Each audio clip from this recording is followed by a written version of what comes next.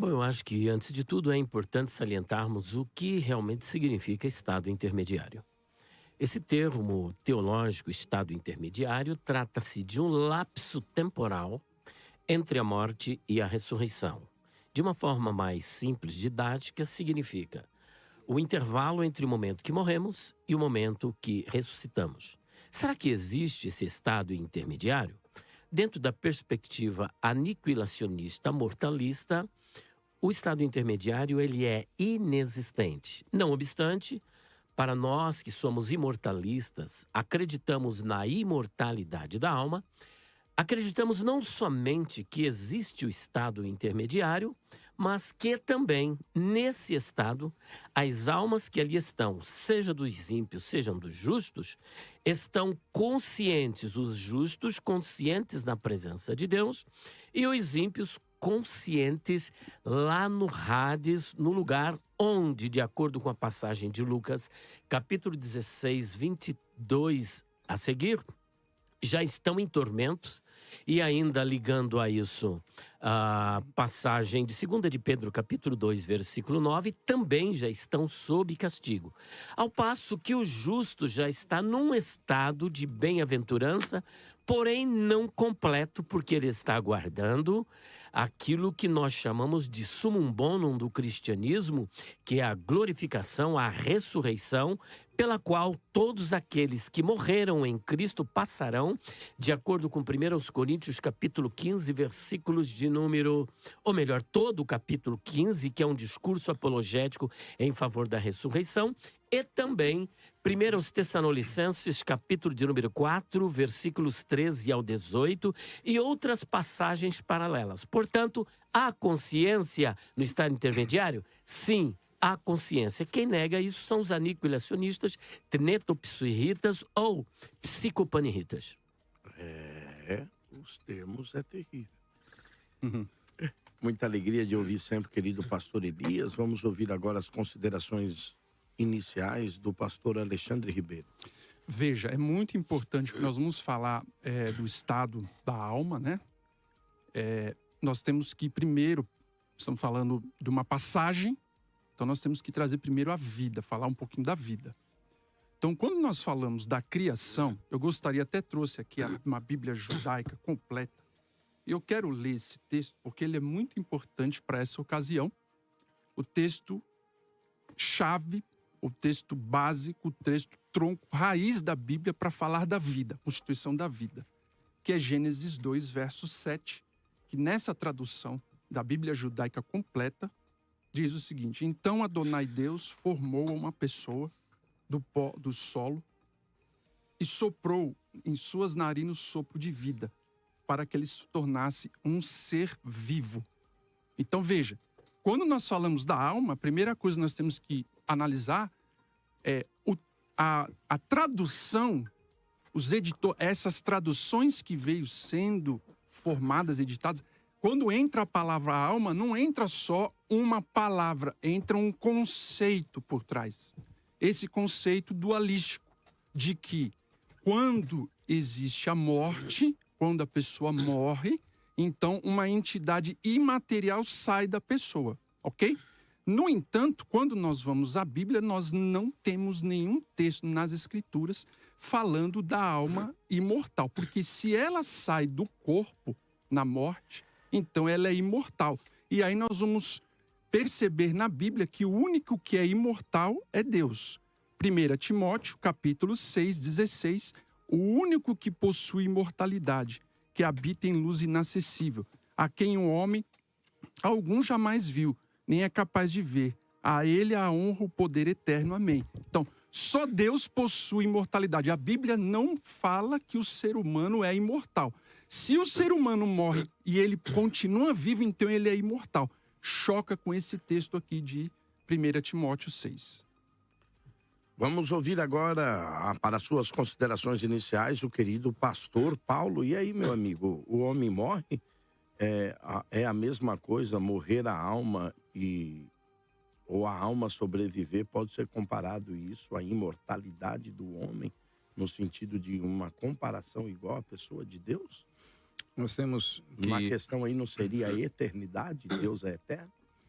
Vamos pensar um pouquinho sobre isso, né? Primeiro, devemos entender que existe uma progressão, eu acredito que todos que estão aqui nessa mesa concordam com isso, há uma progressão na revelação divina. Né?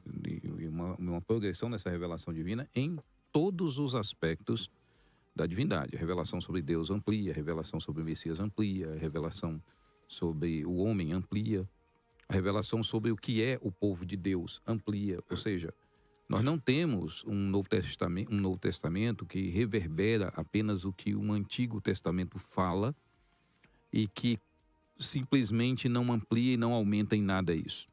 Então nós temos um Novo Testamento que é mais amplo, né? Quando nós pegamos esse texto que foi mencionado, né,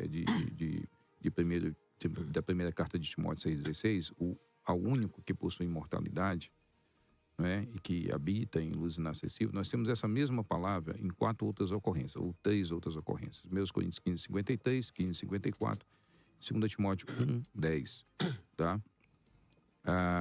Olha, em 2 Timóteo ele diz: e manifestando agora pelo aparecimento de nosso Salvador Jesus Cristo, o qual não só destruiu a morte, como trouxe à luz a vida e a imortalidade mediante o Evangelho. Olha, ele trouxe a luz e a vida.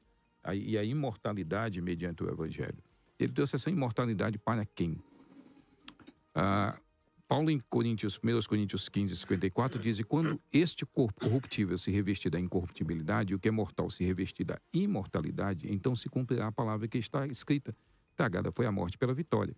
Ou seja, o texto bíblico é claro ao afirmar que, quando diz que Deus é o único que possui a imortalidade, diz que também ele transferiu essa imortalidade. O mesmo texto bíblico menciona, o mesmo livro menciona isso. Ele destruiu a morte e trouxe à luz a vida e a imortalidade mediante o Evangelho. Peraí, ele trouxe à luz para quem? Através do Evangelho. O Evangelho é para quem?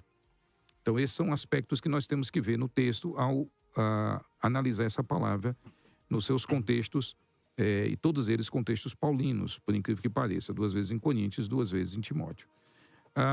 Então, o que é que nós podemos dizer, pastor? Que Deus é o único que possui imortalidade inata. Ele não recebeu isso de ninguém. Ele é imortal por si mesmo, né? E transferiu essa imortalidade para os homens através das suas capacidades espirituais e psíquicas, porque só nós conseguimos entender Deus, ou pelo menos nos aproximar de Deus, e só nós conseguimos ter uma mente feita, somos seres feitos à sua imagem e semelhança. Então existe na humanidade algo que não existe, por exemplo, nos animais, mesmo que possuam também fôlego de vida. Muito obrigado, pastor. Vamos ouvir agora o querido pastor Adriano. E aí, pastor Adriano, como é que o senhor crê, como é que o senhor acredita nisso? Eu vou na direção de que a alma, ela possuirá a imortalidade de maneira condicional, né? Eu acredito que Deus fez o homem do pó, né, e soprou, então ele tornou, né, a alma vivente. E quando eu penso que, com relação à imortalidade da alma, eu fico pensando em algumas questões, né? Isso me chama a atenção. Por exemplo, quando ali em Gênesis, Deus diz assim, ó: o dia que comerdes, no capítulo 2, verso 17, assim: mas da árvore do conhecimento do bem e do mal, você não deve comer, porque no dia em que dela comer, certamente morrerá. Então aqui a definição de desobediência, morte, né? Com certeza a morte eterna. Mas aí depois nós temos aí a conversa com a serpente. E aí então no verso 4, capítulo 3, verso 4, diz assim, ó: é certo que vocês não morrerão. Então Deus está falando assim, ó: vai morrer se desobedecer. Satanás fala assim: não vai morrer, né? Então assim, temos uma contradição aqui, um contraponto. Só que aí, para a gente prosseguir, eu precisava saber dos nossos irmãos, entender o que é morte para vocês, o que define a morte. Para nós, vida é boneco, mas sopro de Deus, né? Aí se torna alma vivente. Como vocês definem morte? O que acontece, a morte? Como definir isso? Agora, olha que interessante. Começa com a promessa de que ser obediente vive eternamente. Aí a morte entra no mundo, certo? Aí quando você vai num paralelo escatológico, lá em Apocalipse, capítulo 21, Deus vai falar de novo, ó: não vai ter morte. Então eu pergunto, com quem nós ficamos? Com a serpente ou com Deus? A morte é morte? Como que é a morte? Eu preciso entender isso. Okay? querido pastor Elias. Bom, vamos voltar ao início. Gênesis capítulo 2, versículo de número 7. É muito interessante, como já pontuou aqui o pastor Paulo Sérgio Batista, que a revelação ela é progressiva. E é isso mesmo. Amém. Há aqui o pessoal chama de pericorese, né? Esse relacionamento entre as três pessoas da divindade, que todos nós somos harmônicos no caso da doutrina da Trindade, Pai, Filho e Espírito Santo, em criar o homem. Façamos o homem à nossa imagem, conforme a nossa semelhança, e fez Deus o homem à sua imagem, a imagem de Deus o criou. É uma informação. A segunda informação, que complementa a primeira, por conta da progressividade, está em Gênesis capítulo 2, versículo 7. E formou Deus o homem do pó da terra, e soprou o Nishamá em suas narinas, e ele passou a ser, como disse aí na própria Bíblia judaica completa. Como que é? Repete, por favor. Isso, Bíblia hebraica completa. É hebraica completa, é judaica, não é judaica? Hebraica. Hebraica? Aqui tá hebraica. Não judaica, desculpa. É judaica. Pode ler o texto de novo, por favor? É Gênesis 2:7. Então, Deus formou uma pessoa, ele fala aqui Adão, ele salienta aqui, Certo. do pó do solo, o Hadamá, e soprou em suas narinas o sopro de vida para que ele se tornasse um ser vivo. Gostei. Um ser vivo, um ser vivente, não uma alma vivente. Porque a palavra que vai aparecer ali é Nefesh Hayah. E o vocábulo hebraico Nefesh, ele possui um campo semântico muito amplo. E ele deve ser analisado à luz do contexto por conta da sua polissemia. Ser vivo está correto, porque Nefesh vem de Nafash, que significa ser que respira. É respiração, então um ser que respira. Mas eu quero atentar para o início do versículo, que diz o seguinte: e formou Deus o homem do pó da terra. Esse verbo formar, que está no construto yotzer, ele vem da raiz hebraica que é yatzar, e deve ser interpretado à luz do contexto para procurarmos extrair o que estava na mente do Espírito e na mente de Moisés quando apresentou esta palavra. Yatzar significa modelar. É como um oleiro na olaria que vai modelando e dando forma àquele barro até formar aquilo que estava no abstracionismo e traz para o mundo concreto. A imagem mais concreta que a gente tem disso é Jeremias 18. Jeremias 18, justamente, do oleiro. Então ele formou e soprou nas suas narinas.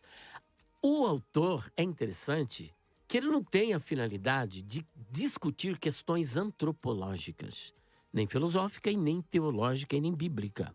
O que ele quer informar é que o homem foi criado, mas a constituição desse ser que foi criado, a gente vai aurir ou assimilar ou entender ao longo da leitura bíblica. Tudo que nós temos é que o homem é um corpo. Ele formou ali um corpo e soprou em suas narinas. Onde é que nós vamos descobrir que o homem ele é constituído de alma e não é uma alma, mas ele tem uma alma? O Senhor Jesus Cristo, que é o mestre, que é o Criador, ele diz: e não temais os que matam o corpo, mas não podem matar a alma. Ora, o que é que Jesus está querendo dizer? Que por ocasião da morte do corpo, a alma continua. Só que aí o mortalista ou aniquilacionista fala: mas o Senhor deixou a segunda parte. Temei antes aquele que tem poder para lançar ou para fazer perecer no inferno o corpo e a alma. Para perecer no inferno o corpo e a alma. Só que inferno é esse? Aí precisamos entender que inferno é esse. Porque a palavra inferno também possui um campo semântico muito amplo. Pode ser sepultura, pode ser o Hades, pode ser o Tarto, pode ser a Guiena, pode ser o Abissos, pode ser várias coisas. Pode ser até o profundo dos mares. O contexto é que vai determinar. Neste caso, o contexto aponta para o lago de fogo, que ainda não está em evidência. Se ele só vai fazer perecer a alma e o corpo lá na Guiena, que ocorrerá de acordo com o que nós aprendemos na Bíblia depois do milênio, porque na visão aniquilacionista tem 2 lagos de fogo. Um que é depois da grande tribulação e outro que acontece depois do milênio. Mas vamos ficar com o lago de fogo escatológico. Nós não sabemos quanto tempo falta para chegar esse lago de fogo. Mas o que sabemos é que Abel foi morto. E Caim também foi morto. Os gomorritas, os sodomitas, todos eles foram mortos. Se a alma só vai perecer no lago de fogo, onde estão estas almas? Portanto, com esta expressão de Jesus, ele vai apresentar, primeiro, que a alma é imortal. Segundo, que existe um estado intermediário. Ok, obrigado. Pastor, só uma pergunta, só para... Pois não. A minha pergunta é muito, talvez até rasa demais para o senhor, mas... Que é isso? Olá, porque tem pessoas do outro lado da linha. Essa ideia de que Deus fará perecer a alma no inferno. Este perecer está muito mais ligado à questão de sofrimento ou de aniquilar a alma? Aí é que está. Em momento algum, o verbo que aparece ali chama-se apólime. Ok. Apólime. Apólime, em momento algum, tem a ideia de aniquilação. De término. De aniquilar, aniquilar. porque essa visão defendida por aqueles que acreditam que no período intermediário, ou eles nem acreditam que não existe estado intermediário, que não há consciência após a morte, eles são chamados de aniquilacionistas, porque eles acreditam, no caso dos nossos nobres amigos, eles acreditam em dois aniquilacionismos. Primeiro, é o que ocorre por ocasião da morte. E o segundo é que essas pessoas que morreram irão ressuscitar e depois serão julgadas no grande trono branco e serão aniquiladas para sempre. Ok. Então aí não tem a ideia de aniquilação. O apólime pode ser perder, pode ser sofrer uma ruptura, pode ser destruir, pode ser matar, mas deixar de existir não existe um só versículo onde ele ocorre com esse significado. Obrigado pela explicação, querido pastor Alexandre. E aí? Então vamos lá. Quando nós falamos desse estado intermediário, nós temos que analisar o seguinte. Eu coloquei a questão da pergunta se existe imortalidade fora de Deus. Não existe, ok? Agora, o ser humano não é imortal. Você não tem um texto na Bíblia falando que o ser humano é imortal. Quando nós analisamos isso dentro das Escrituras, fica muito claro que a alma, o ser humano morre. Essa palavra, ela é polissêmica, nós concordamos isso que o pastor Elias colocou, é uma palavra polissêmica, nefesh. Só que, analisando o Antigo Testamento, essa palavra, ela está falando de toda a constituição humana. Fala da sede das emoções, fala da natureza, a própria natureza antropológica do homem, fala a fisiologia, o corpo, a carne. Então, o ser humano completo. Esse ser humano completo, lá em Ezequiel 18, verso 20, diz: a alma que pecar, e aqui a palavra nefesh, que aparece lá em Gênesis 2, essa morrerá, a expressão mut. Estranhamente, esse texto aqui, lá em Gênesis 2,17, é a mesma palavra que Deus falou que morre, que o pastor Adriano citou. É a mesma palavra. E aí, então aqui a alma que pecar, essa morrerá. Quando você vai ao livro de Jó, no capítulo 7, todos aqueles que morrem, Jó diz o seguinte: tal como a nuvem se desfaz e passa, aquele que desce à sepultura jamais tornará a subir. O homem vai receber imortalidade? Sim, claro, depois da ressurreição. Então, como que nós falamos que no estado intermediário você tem almas, uma entidade material sobrevivendo fora do corpo, sem ressurreição?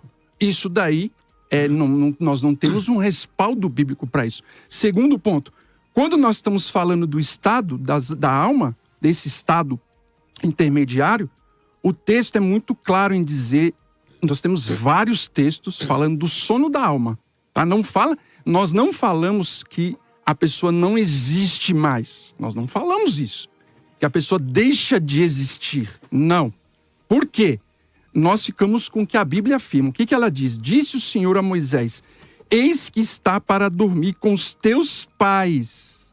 Ok? Quando nós vamos ao livro de Daniel, também se repete esse conceito do sono da alma. Deixa eu só ler o texto aqui, pastor. Senhor. Muitos dos que dormem no pó da terra ressuscitarão. Então, veja, essa questão do sono da alma não vai chegar só lá no Novo Testamento. É um conceito bíblico. Inclusive, Jesus, quando foi ressuscitar a filha de Jairo e também Lázaro, ele vai falar a mesma coisa. Eles estão dormindo. Mas Então, Jesus afirma que, o sono da menina era a morte. Sim, então. Veja só. Ali não é um estado de alguém que está inerte, então, que não corresponde o conceito que Jesus está trazendo ali não pode ser diferente do conceito hebraico semítico. Por exemplo, a própria palavra alma, quando nós falamos alma, isso é um problema enorme. Por quê? Porque não é só uma palavra que foi traduzida. Por trás dela foi colocado um conceito. Você tem lá a ruar, o espírito, e você tem também nefesh, alma. E o Novo Testamento, psirre, alma. Só que o que nós temos que entender? Quando os autores do Novo Testamento vão escrever, eles estão escrevendo em grego. Jesus falou em aramaico. Eles estão baseados na tradução dos 70, na Septuaginta, que é uma tradução, todos sabem aqui, do hebraico para o grego. Então, o conceito de morte no Antigo Testamento, que nem o pastor Elias diz assim, ali em Gênesis não está toda a Constituição, não. Ali está, sim, toda a Constituição do homem. Claro que nós acreditamos que a revelação é geral e vai tornar isso abrangente. Só que ali Deus diz que o homem morre, a alma morre e ela vai, esse estado que nós falamos, o que a Bíblia diz nesse estado inconsciente? Nós vamos aqui, por exemplo, ao livro de Eclesiastes, no capítulo 9, que diz o seguinte: porque os vivos não sabem que hão de morrer, os mortos não sabem coisa nenhuma, nem tampouco terão eles recompensa, porque a sua memória jaz no esquecimento. O amor, o ódio, inveja, para eles já pereceram, para sempre. Não tem eles parte alguma do que se faz debaixo do sol. Então, veja. Então, mas é justamente isso, embaixo do sol. Exato. Ele está se esperando, ele está dizendo aí que isso é do mundo dos vivos. Sim. E qual é o problema disso? O problema é que o senhor está dizendo que o mundo dos vivos, o que Salomão está dizendo aí, que dorme, que não há qualquer tipo de expressão, sim, que não há qualquer tipo de sentimento. O texto já diz, embaixo do sol, ele está se referindo a esta vida, então, mas e aí, não a vinda do como que nós porvir? vamos afirmar que existe um estado inconsciente, que as pessoas estão em atividade? Se diz aqui, o texto é claro em dizer que não. E aí Eclesiastes 12, verso 7... Que não embaixo do sol. Mas em nenhum outro lugar.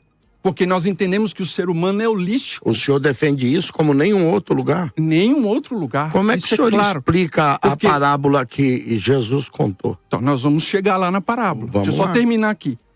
E o pó volte à terra como era, e o espírito volte a Deus que o deu. Então, veja, esse sopro que foi dado, essa vida que foi dada, Deus toma de volta. É somente isso que acontece na morte. E o homem não tem consciência de nada. Salomão está afirmando. Veja só, quando nós afirmamos que o homem, existe uma alma, uma entidade que sai do homem, imaterial, nós estamos baseados num conceito dualístico platônico. E isso não tem nas escrituras esse conceito. Não existe isso, esse conceito. Pastor Paulo, e aí, pastor Paulo? É um conceito bíblico ou um conceito platônico? E aí? Agora apertou pro lado de vocês. Por ser uma coisa, não precisa... Pode ser as duas. Pode ser as duas. Né? Não é porque os gregos acreditavam na imortalidade da alma que o cristianismo fez um Ctrl-C, Ctrl-V e copiou todas essas crenças. A crença na imortalidade da alma não está só entre os gregos. O senhor quer dizer, então, que nem toda a crença do mundo... vou falar aqui, do mundo extra-bíblico, nem todos os conceitos deles é errôneo. Exatamente. Eles podem ter um conceito que se alinha às escrituras, é isso que o senhor está dizendo? Ou eu captei assim meio errado? Você vê no Antigo Testamento, existe um contexto histórico, social e cultural do Antigo Testamento, e esse contexto, por exemplo, tanto a palavra El, que é a palavra para Deus, é um título, é um nome de uma divindade pagã, cananeia. Inclusive o pai de Baal. Então é a mesma palavra. Né? Elohim também é um termo usado entre os cananeus. O Deus Altíssimo a expressão Deus Altíssimo, também usada entre os cananeus. Elion. É o Elion, obrigado. É o Elion, um termo usado entre os cananeus. Então, se nós partirmos desse pressuposto de que o fato de um grupo de pagãos, vamos usar a expressão, né? Eles usarem algo, isso em si é pagão, aí nós temos que jogar fora a Bíblia toda. Porque a Bíblia foi escrita em grego, a grega é a língua do Platão, do Sócrates, do Aristóteles e companhia. Então nós teríamos que jogar fora. Então temos que entender que a Bíblia interage com o mundo. Esse mundo não é o mundo de Deus, é o mundo caído. E nesse mundo caído tem pessoas caídas, tem uma língua, o hebraico, o hebraico era uma língua semita que já existia muitos séculos antes da própria Bíblia ser escrita. Você está dizendo, então, que não dá para querer santificar a língua hebraica e demonizar a língua grega. Exatamente. Agora, o que nós temos que entender, eu acredito que quando se faz a seguinte afirmação, nós não temos na Bíblia nada que fale desse período intermediário, e aí a gente se basear no Antigo Testamento, que, como eu falei, eu acho que todo mundo aqui na mesa vai concordar que a língua hebraica é mais pobre do que a língua grega em uso de termos. Acho que todo mundo vai concordar com isso aqui nessa mesa. A língua grega infinitamente tem... é uma língua muito mais ampla de terminologias. Agora, olha que coisa interessante. Quando você pega Paulo escrevendo a carta, desculpe, aos Filipenses, capítulo 1, a partir do verso 1, ele diz, capítulo 1, a partir do verso 1 de Filipenses, portanto, para mim o viver é Cristo e o morrer é lucro. Então ele diz, viver é Cristo, o morrer é lucro. Entretanto, se o viver na carne traz fruto para o meu trabalho, ou seja, se continuar vivo, já sei o que hei de escolher. Ora, de um e outro lado estou constrangido, tendo o desejo de partir e estar com Cristo. Mas como vai estar se não tem... O que é incomparavelmente melhor. Então, ele quer trabalhar para Deus, ele entende isso, ele entende esse valor, não é? Ou seja, ele tem uma atividade aqui na Terra. E aí, ele diz que está constrangido. Está entre duas questões que ele gosta muito. Fico pela necessidade da igreja. Ou vou para Cristo, que é o anseio de todos nós. Aí ele continua.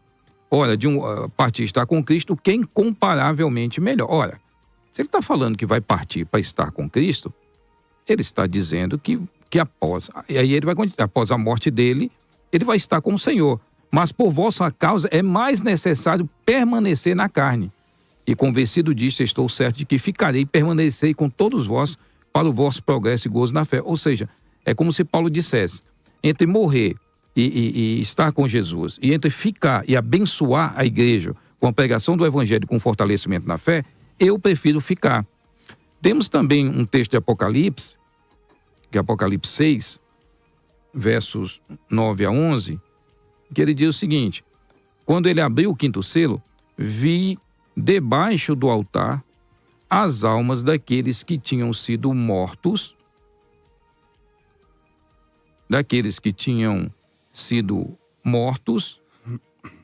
por causa da palavra de Deus e por causa do testemunho que sustentavam. Clamaram em grande voz, dizendo, até quando, ó soberano Senhor, santo e verdadeiro, não julgas nem vingas o nosso sangue dos que habitam sobre a terra? Peraí, pastor, deixa eu te perguntar, porque agora o senhor confundiu a minha cabeça. O senhor confundiu agora. Se não existe qualquer atividade pós-morte física, esses homens estão mortos ou eles estão vivos? Eu estou falando fisicamente. O texto aí está dizendo que eles foram mortos pelo amor de Cristo.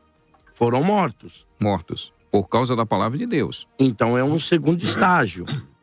E aí nós teríamos que ver a questão do sono como uma metáfora da morte. Porque é óbvio, pessoal, você vai dizer... Você vai dizer, o pastor Elias, que um corpo morto e um corpo em sono é a mesma coisa? Claro que não. Nenhum de nós vai concordar com isso aqui nessa mesa. Mas eles têm as mesmas características. Não há atividade, assim, aparentemente. Talvez é por isso que eu faço a pergunta, que eu tô aqui, vocês estão confundindo a minha cabeça aqui, porque a menina lá, Jesus falou que ela dormia. É uma metáfora. Não é uma metáfora da morte? É uma metáfora para a morte. E aí, se eu disser que uma coisa é a outra, pessoal, aí não é possível. É óbvio que são duas coisas diferentes. Agora, tem semelhanças se usa uma linguagem, não é, para apresentar isso. Porque há uma semelhança. Mas dizer, por exemplo, uma pessoa dormindo, ela está inerte, mas ela não quer dizer que ela não tenha movimentos durante o sono. Ela não quer dizer que todas as faculdades psíquicas dela desapareceram. Não há morte no sono.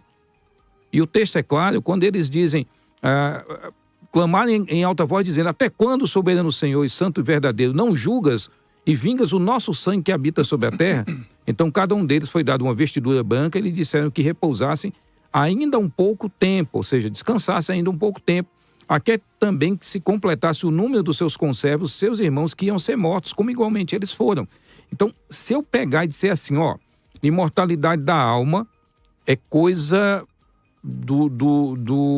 da filosofia pagã grega. Então, essa doutrina em si é pagã. Nós temos textos neotestamentários que apontam para essa ideia. Ok. Então, já volto já com o senhor. Agora o senhor confundiu, porque parece-me que o descanso é um estado inerente da atividade. Só pode descansar quem fez uma atividade e se cansou por ela. Como é que você vai falar para alguém descansa de alguém que não tem atividade? Fica uma coisa. Então, o descanso é oferecido a eles por um pouco de tempo. E aí eu queria perguntar aqui ao querido pastor Adriano, e aí, como é que fica? E essas almas aí, Adriano, debaixo do trono, que falam tal, ali, como é que você entende? É pós-morte, não é? Você que é um cara especialista aí na escatologia. Eu discordo, mas vamos construir as ideias aqui, né? Eu fui anotando aqui, porque eu tive o privilégio de ser o último a falar, né? Então, por exemplo, estado intermediário nós acreditamos, porém, esse estado intermediário é apenas uma separação da morte e da ressurreição e não tem consciência. É o que nós acreditamos, né?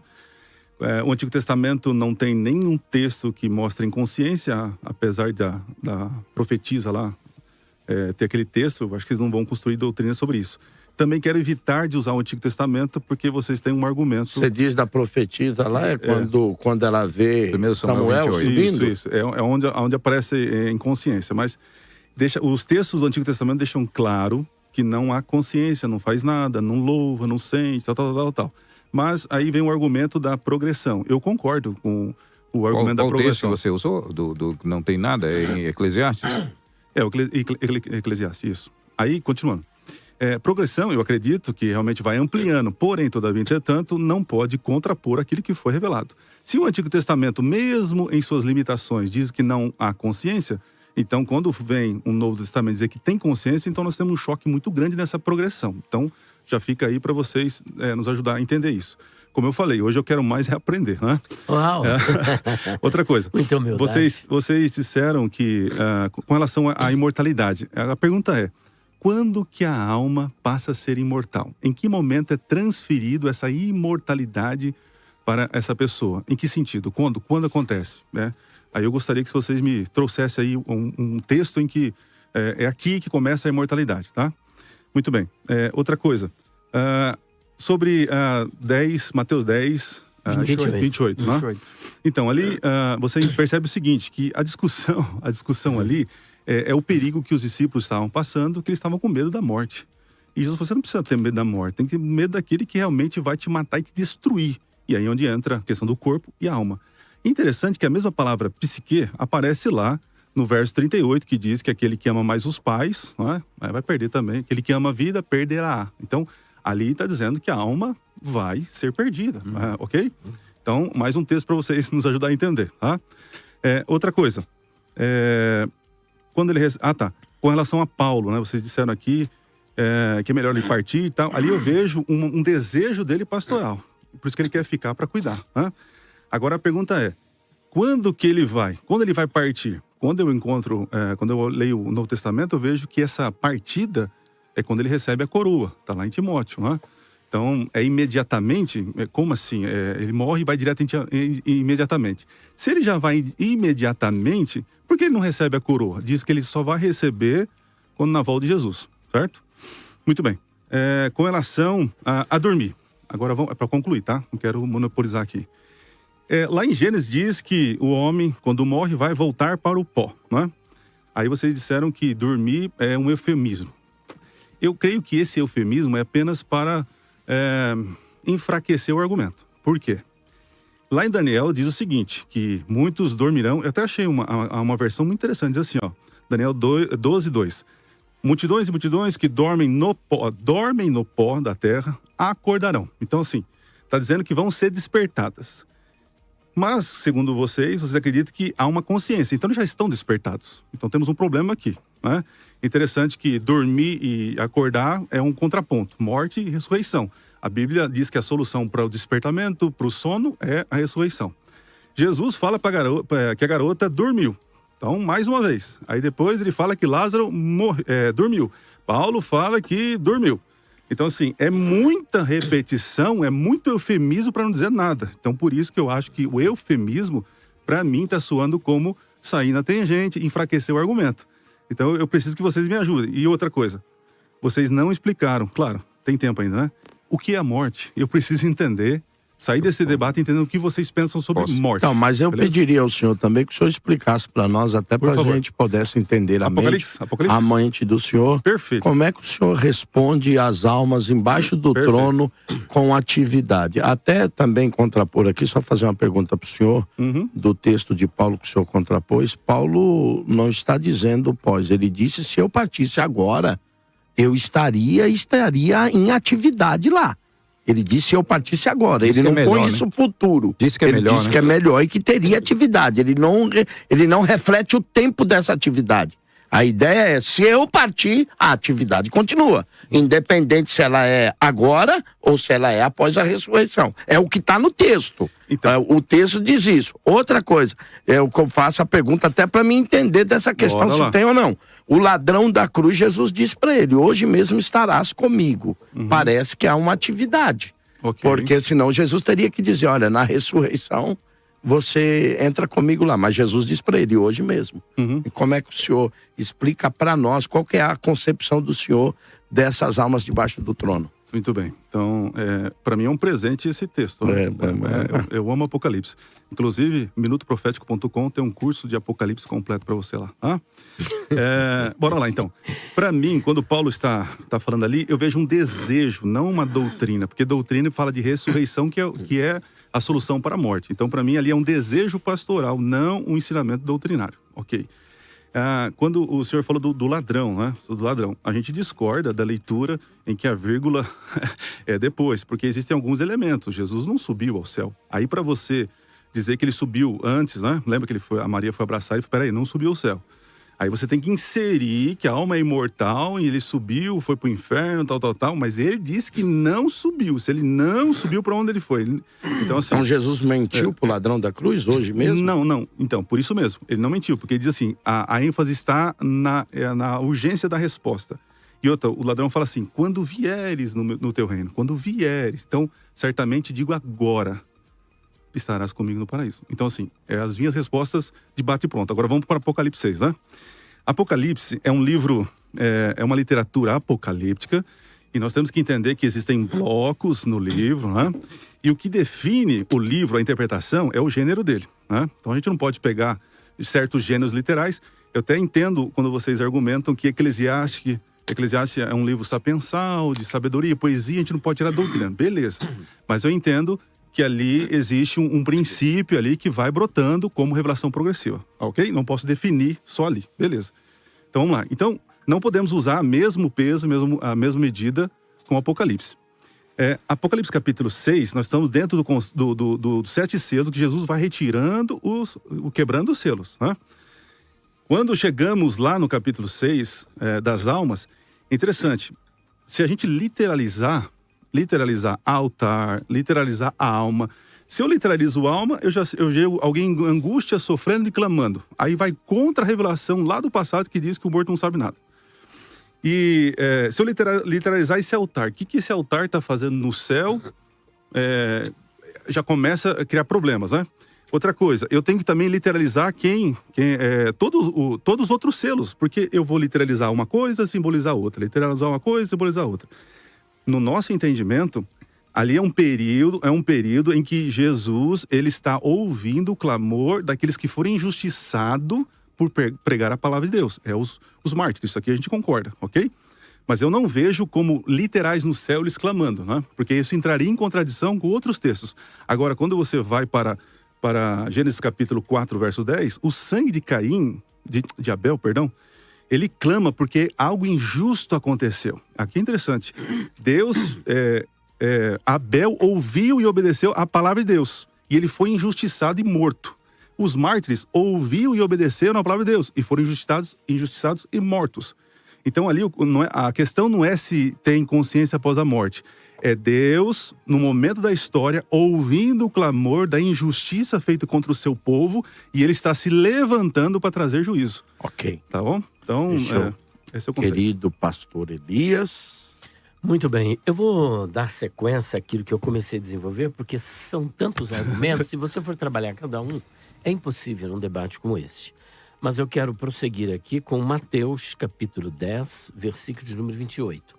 O Senhor Jesus disse: não temais os que matam o corpo, mas não podem matar a alma. Com essa palavra, em primeiro lugar, Jesus está dizendo que o homem não é uma alma, mas ele tem uma alma. Segunda verdade, aqui explicitada, que fica óbvia e ululante e gritante no texto, é que essa alma é imortal. Então, primeiro, ele tem. Isso contrariando toda a perspectiva holista e monista. Jesus aqui, ele mostra de forma clara, óbvia, que o homem tem uma alma, porque o corpo morre, mas a alma não morre.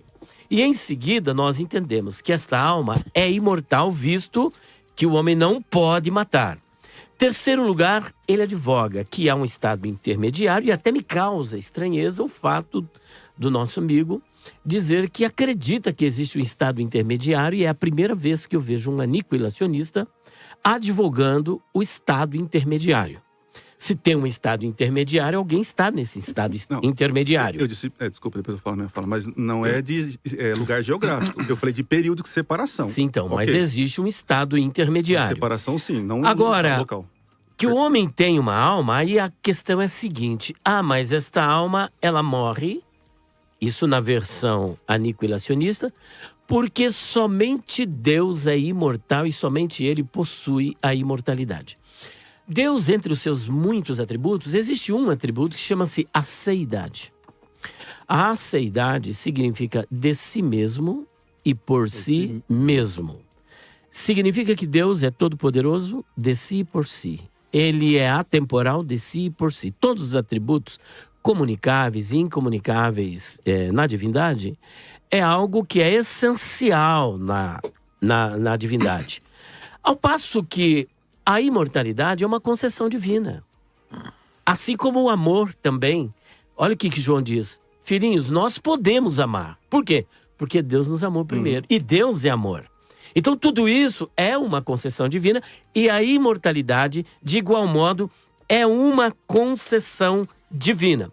Portanto, fica aqui claro nas palavras do Senhor Jesus. E acrescentando ainda esse texto de Mateus 10, versículo de número 28, nós temos a questão do ex-ladrão na cruz.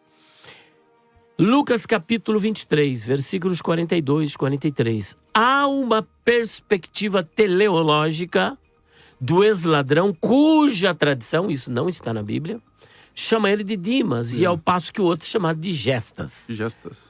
Então não está na Bíblia isso é uma tradição. Dimas, que também é apelidado de bom ladrão pela Igreja Católica, né? Eu nunca vi um ladrão bom, mas... mas parece que isso é uma teologia lulista, né? Então, o ex-ladrão da cruz, ele diz: Senhor, lembra-te de mim. Tem tradução que diz: quando entrares no teu reino, e a outra: quando vieres no teu reino. É interessante analisar uma perspectiva dele, porque aqui o que há é uma visão fenomenológica. A visão fenomenológica, ela parte da perspectiva do observador e não da realidade. A perspectiva do observador é que é algo somente para o futuro e que não poderia ser para aquele exato momento. Jesus contraria essa visão fenomenológica e dá para ele um initivo e coloca ele no centro da questão. Falou: hoje, você estará comigo no paraíso. Mas aí vem o argumento, mas como é que ele poderia ter levado o ex-ladrão na cruz no mesmo dia ao paraíso, visto que no terceiro dia, que é no domingo pela manhã, Maria Madalena vai agarrá-lo e diz, não me toques, ou deixe de estar me agarrando, porque eu ainda não subi para o Pai. O primeiro argumento a ser considerado é que em momentos alguns Jesus disse, eu vou te levar. Ele não disse isso, você vai estar comigo. Mas ainda que ele dissesse, eu vou te levar, tá tudo certo, porque ele não tem o mapa, o Waze do céu. Assim como o rico não tem também o mapa do inferno para saber o endereço. Não tinha como ir sozinho. Então, de certa forma, ele foi levado. Hoje estarás comigo no paraíso. Mas como? Nós temos que partir da perspectiva da cristologia. Na perspectiva cristológica, eu acho que todos aqui concordamos que Jesus tem uma natureza teantrópica. Sim? Uma natureza teantrópica. E dentro dessa perspectiva da natureza teantrópica, nós temos também o conceito da união hipostática. Ou seja, ele não somente é Deus homem, mas estas duas naturezas se relacionam com uma só pessoa. Então Jesus, quando ele diz, deixa de estar me agarrando, porque eu ainda não subi ao paraíso, ainda não subi para o Pai, significa que eu ainda não fui com esse corpo glorificado para o Pai. Ok. Porque Jesus é Deus. Sim. Ele é Deus. Qual o problema dele levar o ex-ladrão na cruz? Como Deus? Naquele mesmo dia ao paraíso, visto que Deus não morre. Pode falar. O senhor permite uma pergunta? O senhor está dizendo, então, que mesmo após a morte eu não posso militar Jesus, aquele corpo físico que ele tem, é isso? Ou seja, se ele quiser, por ele ser a pessoa de Deus, ele não está limitado a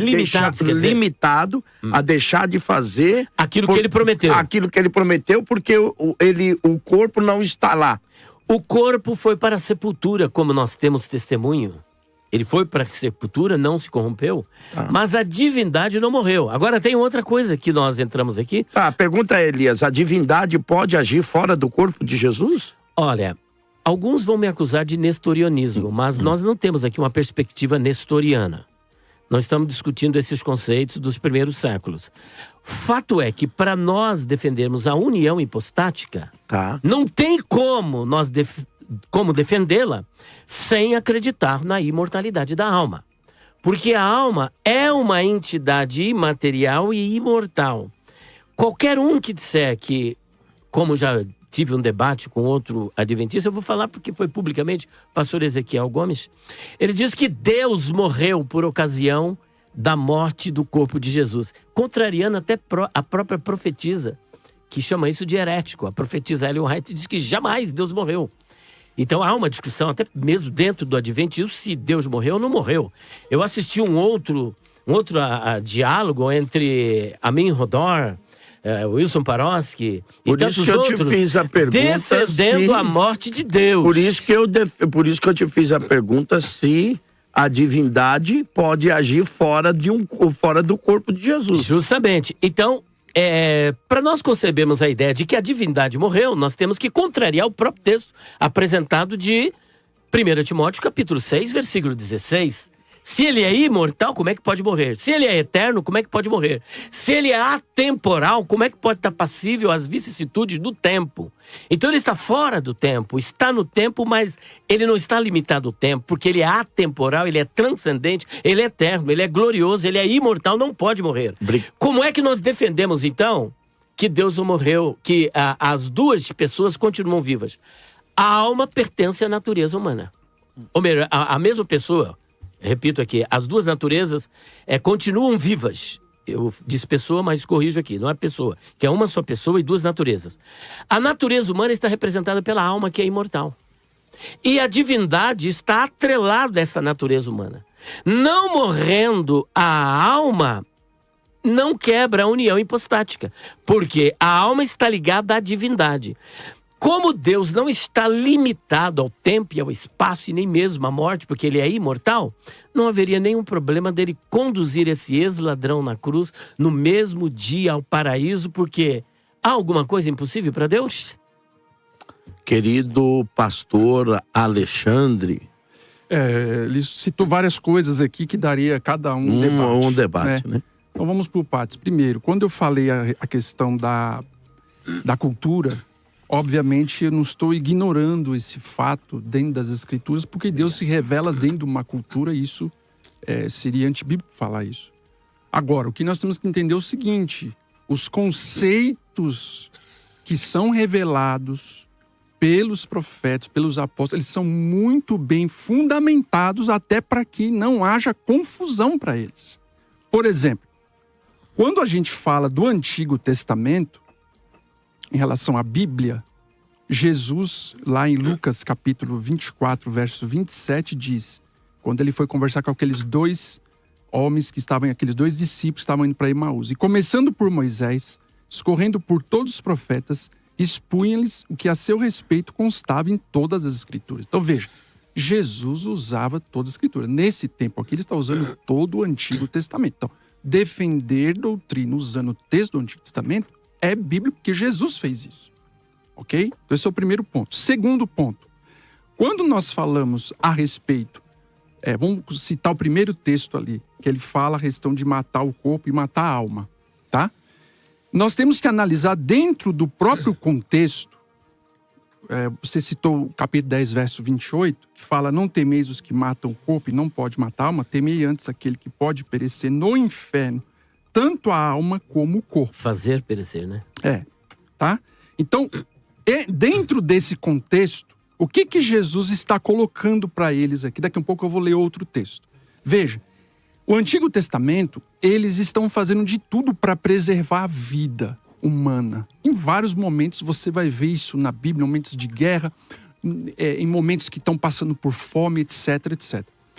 Quando Jesus vem, ele vai trazer um conceito dentro da revelação progressiva que é estranho a eles. Por quê?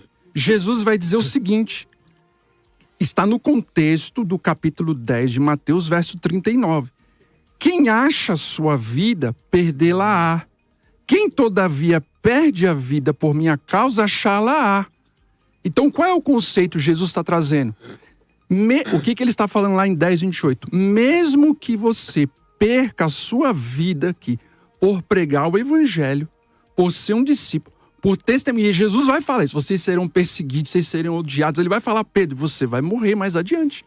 Lá em João 21 ele fala: você é novo, mas vai chegar um momento que você vai morrer, Pedro.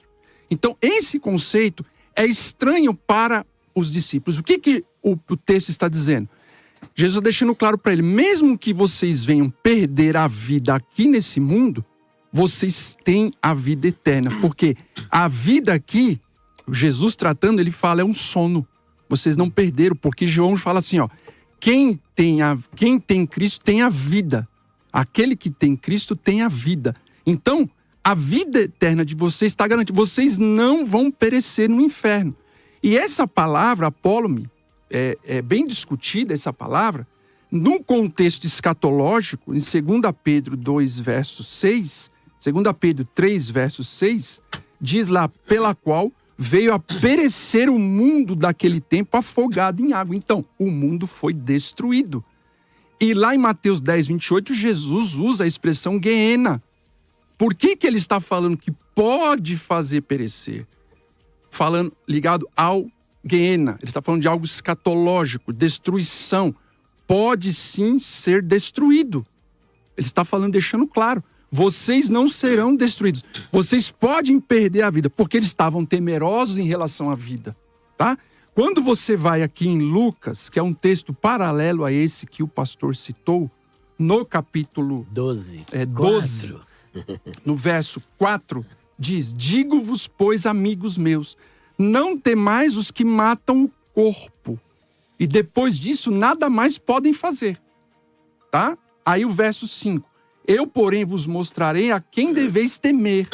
Temei aquele que, depois de matar, tem poder para lançar no inferno. Olha aqui, ó. É claro o texto. Sim, digo-vos, a esse deveis temer. Então, as expressões, elas são muito claras. O que Jesus está deixando claro em Mateus 10, 28. Ainda que você venha perder a sua vida aqui nessa terra, por amor ao meu nome, por me servir, por pregar o evangelho, vai vir perseguição feroz para cima da igreja no primeiro século. Vocês não vão perder, porque quem tem o filho tem a vida. Só isso Jesus está dizendo. Ok. Agora, ele citou o texto, óbvio, ele colocou aqui, se quiser deixar para mais adiante, sobre a questão do ladrão da cruz, né? Podemos A gente discutir pode no falar próximo, agora né? ou mais para adiante? Não, porque aí eu monopolizo o tempo só Maravilha. no senhor. Maravilha. Querido pastor Paulo. E aí, Paulo? Vamos lá, pessoal. É interessante como essa construção, quando a gente fala de texto geral, né? Quando nós falamos dessa questão da revelação geral, é interessante que a gente sempre olha para o Novo Testamento, mas tenta colocar a métrica do Antigo, na ideia de que se eu coloco a métrica do Antigo, então eu tenho que harmonizar. Pessoal, a gente tem uma doutrina essencial, que é a doutrina da igreja, que nós não temos simplesmente nada no Antigo Testamento. Ah, mas Deus, ele tinha falado que era o Deus de todo mundo, era o Deus de todas as nações, desde o Israel antigo e tal. Sim, mas não tem um conceito de igreja. Você não tem um conceito de igreja formado. Então, se nós formos dizer assim, não, existe uma revelação progressiva, mas essa revelação progressiva tem que ficar atrelada ao antigo, naquela limitação do antigo, aí nós vamos ter uma série de problemas. É óbvio que quando Jesus menciona a questão de cumprir o que estava escrito nos profetas e tudo, ele está falando do Antigo Testamento. Tá? O Messias, entre outros papéis que ele possuiria, um deles era interpretar corretamente a lei, dar-lhe sentido, né? Dar sentido a essa lei que, infelizmente, Israel não estava guardando. Agora, usar Eclesiastes para a gente tentar construir qualquer discussão sobre pós-morte é complicado, porque um livro que aparece 28 vezes a palavra debaixo do sol Esse é o conceito. né, deveria ser suficiente para a gente entender que ele não está tratando nada sobre vida pós-morte. Ele está apontando, não é? Então me empenhei porque o coração se desesperasse de todo o trabalho com que me afadigara debaixo do sol. É óbvio que ele está falando nesse período. Deixa-me ver só um outro. Deixa eu ver aqui. Gave mal vi debaixo do sol, as riquezas que seus donos guardam para o próprio dano. Verso 6:1. Há um mal que vi debaixo do sol que pesa sobre os homens. Verso 6:12. Pois quem sabe que é bom para o homem durante os poucos dias da sua vida de vaidade, os quais gasta como sombra? Quem, pois, declara ao homem o que será depois dele debaixo do sol? Então vi, 8:9. Então vi quando me apliquei a toda obra que se faz debaixo do sol, há tempo em que o homem tem domínio sobre outro homem para arruiná-lo. Verso 8:15. Então exaltei eu a alegria, porquanto para o homem nenhuma coisa há melhor debaixo do sol do que comer, beber, alegrar-se, pois isso o acompanhará no seu trabalho nos dias da vida que Deus lhe deu debaixo do sol.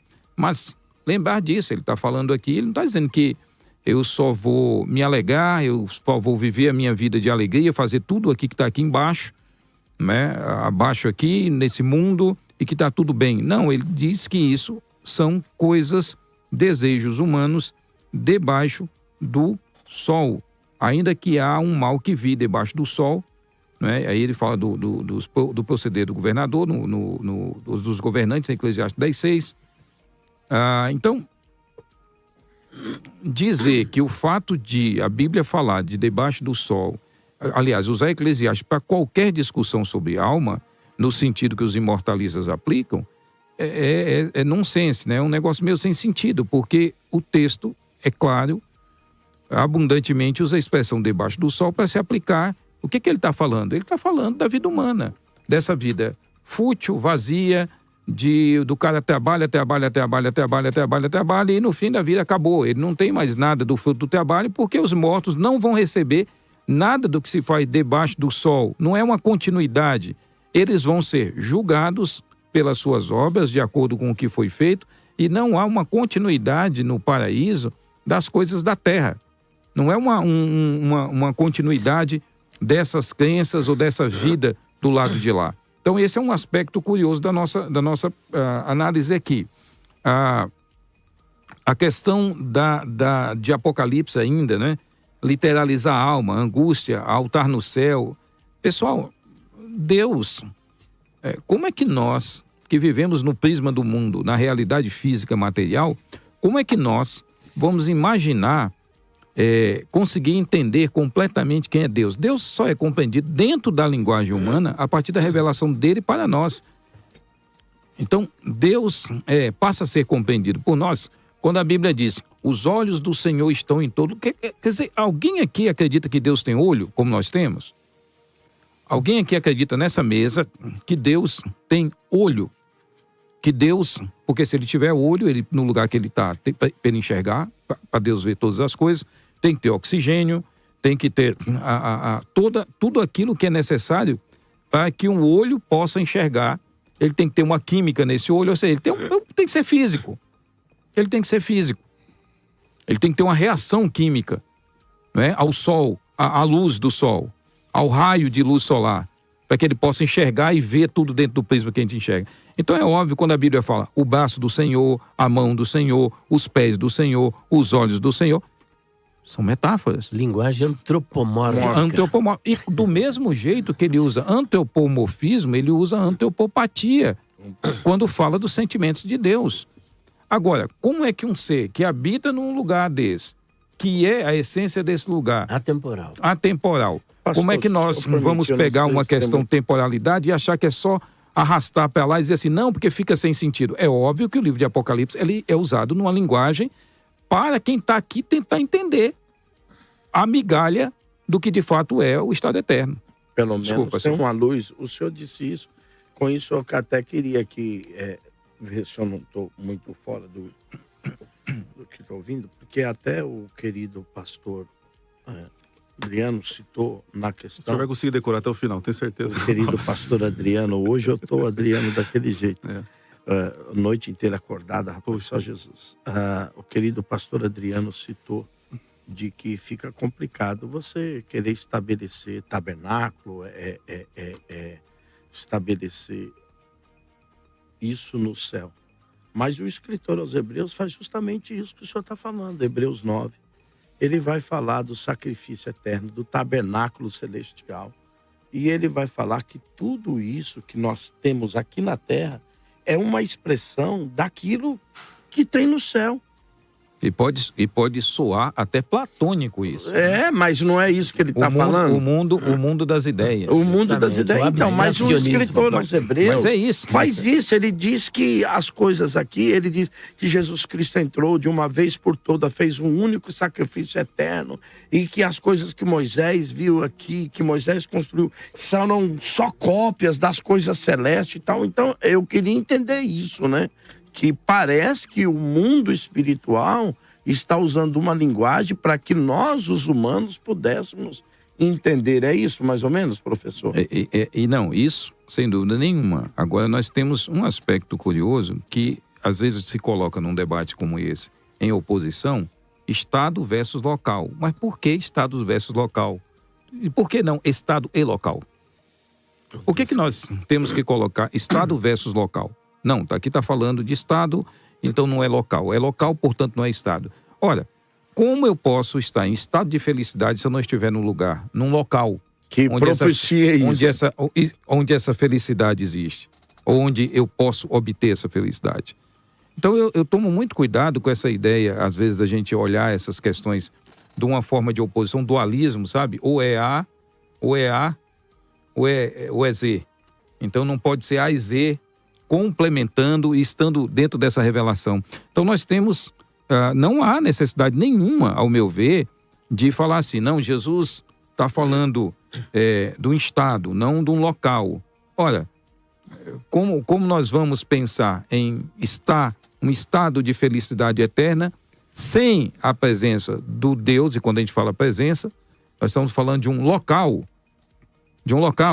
onde Deus que propicia tudo isso. Será que é por isso que ele foi construir uma cidade celeste com coisas que geram felicidade, ruas de ouro, não é? Que, ao meu ver, também são metáforas de dizer assim, é um lugar esplendoroso. Não que tem rua de ouro. Quando a gente chegar no céu, A gente vai olhar e vai dizer assim, Ok. não me falaram nem uma metade. Do que era. Vai ser mais ou menos, o senhor vai se revelar lá como a rainha de Sabá, lá vai ficar... Nada. Não é nem a metade, é um 0,000 alguma que coisa. O João escreveu legal.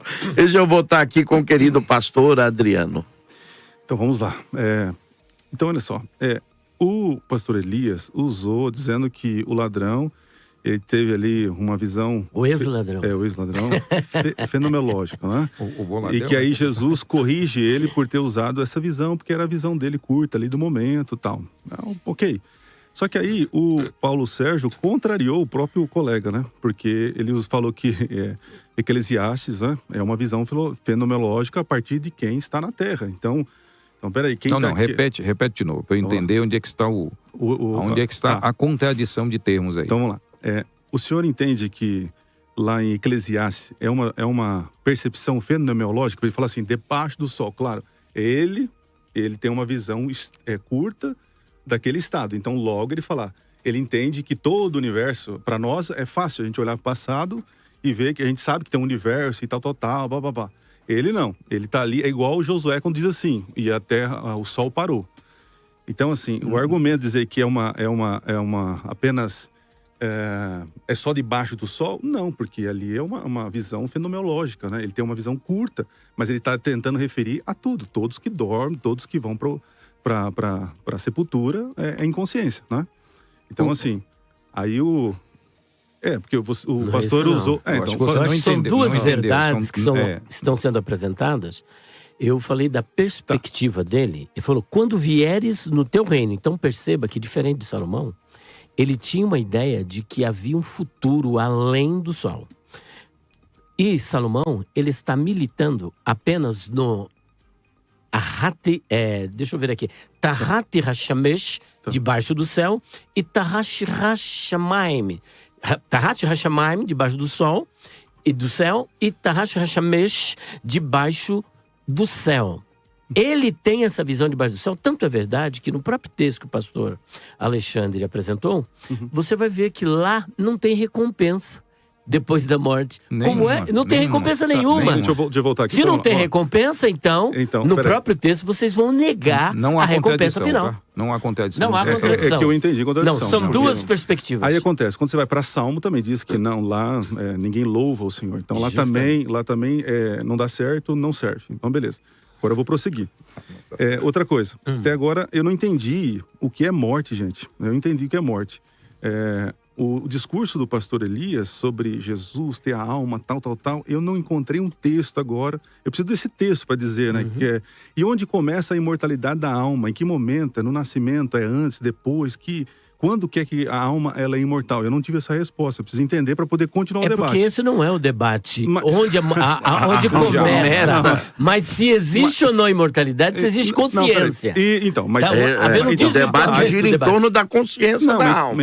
Se tem ou não. Mas peraí, então a pessoa está viva agora? Isso quer a minha resposta? Se a pessoa está viva agora, então a alma é imortal. Tá? Agora, aonde está o espaço, o local, aonde essa pessoa está geograficamente, onde está o texto? Então vamos lá, então. Não, mas já foi falado. Você quer para eu responder já. A gente está usando pouco tempo aqui, né? Muito bem. Outra coisa, vamos para o Apocalipse. Eclesiastes não vale, porque Eclesiastes é isso, tal. Ok. Aí vamos para o Apocalipse. Está lá debaixo do sol. Mas quando o senhor diz que Eclesiastes não vale, o senhor cria um espantalho. Não é isso. Não é que Eclesiastes não vale. O que eles estão falando é que Eclesiastes não está tratando da vida além. Após a morte. Pós-morte. Ele está falando que o texto trata de vida. Ele está falando sim, ele está falando que a pessoa volta ao pó. Não tem consciência, não sente alegria, não tem isso. Peraí, ele volta ao pó. Peraí, o que nós estamos falando? Peraí, eu não disse, estado intermediário para nós, ele é o sono da alma. Não, eu não disse pro senhor que o texto diz ou não. Eu disse pro senhor que é perigoso no debate, porque você cria um espantalho, que eles não estão dizendo que Eclesiastes não serve. Não, ele não disse que não serve. Só um pouquinho, para o debate não serve. Aquele argumento. Ele diz que aquele argumento não serve, Aquele. porque segundo a interpretação deles, ele está tratando de Então é a coisas interpretação dele. Então, Ok. agora Tá o senhor bom. pode Aí, botar perfeito. a sua interpretação. Perfeito. Mas eu Posso voltar? falar que Não, o não, texto não, não, bíblico não, não Adriano. Tô serve, quietinho aqui, eu tô anulando Foi a o forma de livro. expressar, pastor. Vai lá, pastor. Ele tá falando pra Então, essa mas discussão. são expressões Então, que causam espantalho. Então- Aí tem que tomar cuidado, querido Assim, pastor. Então, deixa eu Adriano. reiterar. Me desculpa com relação a espantalho. É que quando eu falei não vale para o argumento sobre consciência após a morte. Isso, É isso. correto, Ok, beleza. correto, Não correto. quis, de alguma maneira alguma, denegrir alguma Segundo coisa. Tá? você. Por isso que eu tô falando, eu tô aqui para aprender. Tá? Então, eu preciso saber o que é morte, quando começa a imortalidade, beleza? O símbolo do Apocalipse. Isso aqui é um tema que eu amo, né? E olha que interessante, pastor. O senhor falou assim, não, mas ali é um símbolo tal, mas que aponta para uma realidade. Você foi nessa direção, né, pastor? Beleza, muito bem. Eu disse aonde aponta a realidade. Porque as almas que estão clamando apontam para a injustiça. E eu peguei um texto lá de Caim, de Abel, que o sangue dele clama por uma injustiça, né? Então, assim, eu creio que é um símbolo, porque no próprio começo do livro... Alma e sangue, então, são a mesma coisa. Oi? Alma e sangue são a mesma coisa. Mas eles... Não, então, olha só. Há um clamor ali. A questão é que eles foram sacrificados. Abel foi sacrificado. Houve um clamor por injustiça. Ali os mártires estão clamando por injustiça. Então, existe um símbolo que aponta para uma realidade. Eu não acredito que o símbolo é a realidade. Entende? Eu concordo com o senhor. O símbolo aponta para uma realidade. Então, eu estou mostrando qual é a realidade. A realidade é uma injustiça que está acontecendo com os mártires. Ok? Muito bem. Agora, eu preciso saber aonde é o local do estado geográfico. Eu preciso saber onde é, ok? E termino com mais uma pergunta, né? Por exemplo, Jesus diz o seguinte. Ele fala assim, ó. Que o coração de vocês não fique angustiado, tal. Na casa do meu pai é muita morada, concordo, beleza, pleno. Só que ele fala assim, quando eu for e preparar um lugar, voltarei e receberei para mim mesmo, para que onde eu estou, vocês estejam também. Peraí. Se os discípulos que já morreram na fé, já estão lá, partiram, tá lá, então por que Jesus fez essa promessa? Que só vai receber eles quando ele voltar. Então eu preciso entender essa questão. Ótima essa. E a outra pergunta. Aonde nas escrituras esse sopro, ele é vivo fora da entidade, do corpo material? Em que texto que existe que a alma ela é imaterial? Aonde isso? Porque voltamos para a questão dos gregos. Eu concordo que a Bíblia é uma correção dos conceitos equivocados gregos. Concordo. Por exemplo, logos. Logos, João está corrigindo. Beleza? Então vamos lá. Todas as palavras do Novo Testamento Gregos. se encontram na língua grega. Então, perfeito. Mas Sim, mas só um problema, só um ponto. Todas. Aqui. A tradução, eles traduziram o que Jesus a- falou. Jesus está falando em aramaico. O que eu estou colocando é o seguinte. Não é engessando e Deus revelou tudo fora da cultura. Não foi isso que eu disse. A questão é o seguinte. Nessa revelação, por exemplo, as palavras elas têm um cunho muito importante. Principalmente alma. Ok? Paulo vai usar pouco a expressão psique. Se eu não me falho a memória, 13 vezes. Muito pouco. Por quê? Por causa desse conceito. Os apóstolos acreditavam em fantasma. Você tem dois grupos, pelo menos, que estão discutindo esse assunto. Porque pós-exílio, nós temos na literatura que não é canônica, nós vamos ter textos falando da imortalidade da alma entre os judeus. E você tem outros que não defendem isso. Então você já tem um contexto. Os autores do Novo Testamento, eles vão se revelar dentro de uma cultura, tudo certo. Só que os conceitos, veja só, o que eu estou falando é o conceito, a crença não pode ser diferente do Antigo Testamento. Senão nós temos duas teologias. Mas espera um pouquinho. eu ia concluir. Mas espera um pouquinho. Uma pergunta que eu faço aqui. O conceito do Antigo Testamento. Eu não estou dizendo o conceito bíblico. Eu estou dizendo o conceito que os judeus entendiam disso. Ele é bíblico? O conceito judeu é bíblico? Bom, Porque você tem fala um o Antigo conceito. Testamento? Tem um conceito bíblico e tem um conceito interpretativo. Não. Do que eles interpretaram e do que eles entenderam. Eu termino e jogo a bola Que para vocês. algumas vezes Jesus contrapôs Deixa só o pastor que eles diziam. terminar, senão ele não conclui a fala dele. Não vou atrapalhar você. Obrigado. Vai lá, Eu Adriano. senti saudade do Joaquim agora. Adriano. Um abraço, Joaquim. Um abraço, Joaquim. Então, vou concluir aqui, ó. Então, existem algumas perguntas que eu fiz, tal, de Jesus agora, tal, beleza. Com relação aos conceitos. O Hades, do conceito grego, ali há uma consciência, mas o conceito Sheol, que palavras paralelas, não tem consciência. Tártaros, no conceito grego, é lugar de punição dos anjos, dos demônios, dos negócios lá, e Guiena, que não tem esse sentido. Então, eu vejo uma correção. E, por último, Hebreus, quando o senhor tocou, que Hebreus fala de uma parábola, tal. O autor, ele não está em êxtase como João, que foi arrebatado em espírito. Porque ali ele está escrevendo e explicando. A literatura dos Hebreus, o livro de Hebreus, é diferente do Apocalipse, né? Então, ali em Apocalipse é um símbolo, é um código, é um semaino que revela o eterno, o divino, o futuro. Já em Hebreus é diferente, então não podemos comparar. Que ali está falando de santuário, lá é outra coisa, né? É isso. Obrigado, gente. Aí é com você, pastor. Comigo? Deixa eu ponderar. Olha, eu não vou nem falar nada aqui, que é para não dizer que eu tô meio maluco, mas eu entendi que, tipo assim, o João tava meio loucão, então não dá pra tal, parece, entendeu? Não dá pra comparar as escrituras de João do Apocalipse com o resto da Bíblia, não sei. Eu não vou entrar nessas demandas. Aí o pastor criou um espantalho, né? Então, por isso que eu tô falando. Eu não vou nem falar, porque parece uma literatura é uma coisa, outra literatura é outra. Mas uma literatura bíblica contrapõe a outra? Não, mas a literatura, ela tem que ser interpretada no seu gênero. Tá falando do estilo, do estilo. Sim, João diz que foi arrebatado ao céu. lógico. Realmente uma experiência, um êxtase. No Hebreus não o temos pastor isso. Calixto concorda que o Apocalipse é um livro simbólico? Olha, eu não tenho nem que concordar nem discordar. Não, só pra gente... Eu só tenho que dizer pro senhor o seguinte, que fica complicado quando você contrapõe um livro da Bíblia com a outra. Porque eu li que toda a Bíblia é divinamente inspirada. Ponto. E que toda ela serve para corrigir, para ensinar, toda. Então essa história de que eu sei das diferenças É que o pastor Adriano está falando só de um gênero. De um gênero linguístico. Então é só isso. É isso. É só isso. Ok, pastor Elias. Vamos lá. Eu estou voltando na minha construção, estou ainda em Mateus 10, 28. Mas, pastor, o senhor não me perdoa. É que ele fez uma pergunta pro senhor. O senhor me perdoa interrompê-lo? Pois não. Mas até para que não tenha uma ideia de que os senhores estão fugindo. Qual que é a sua concepção de morte?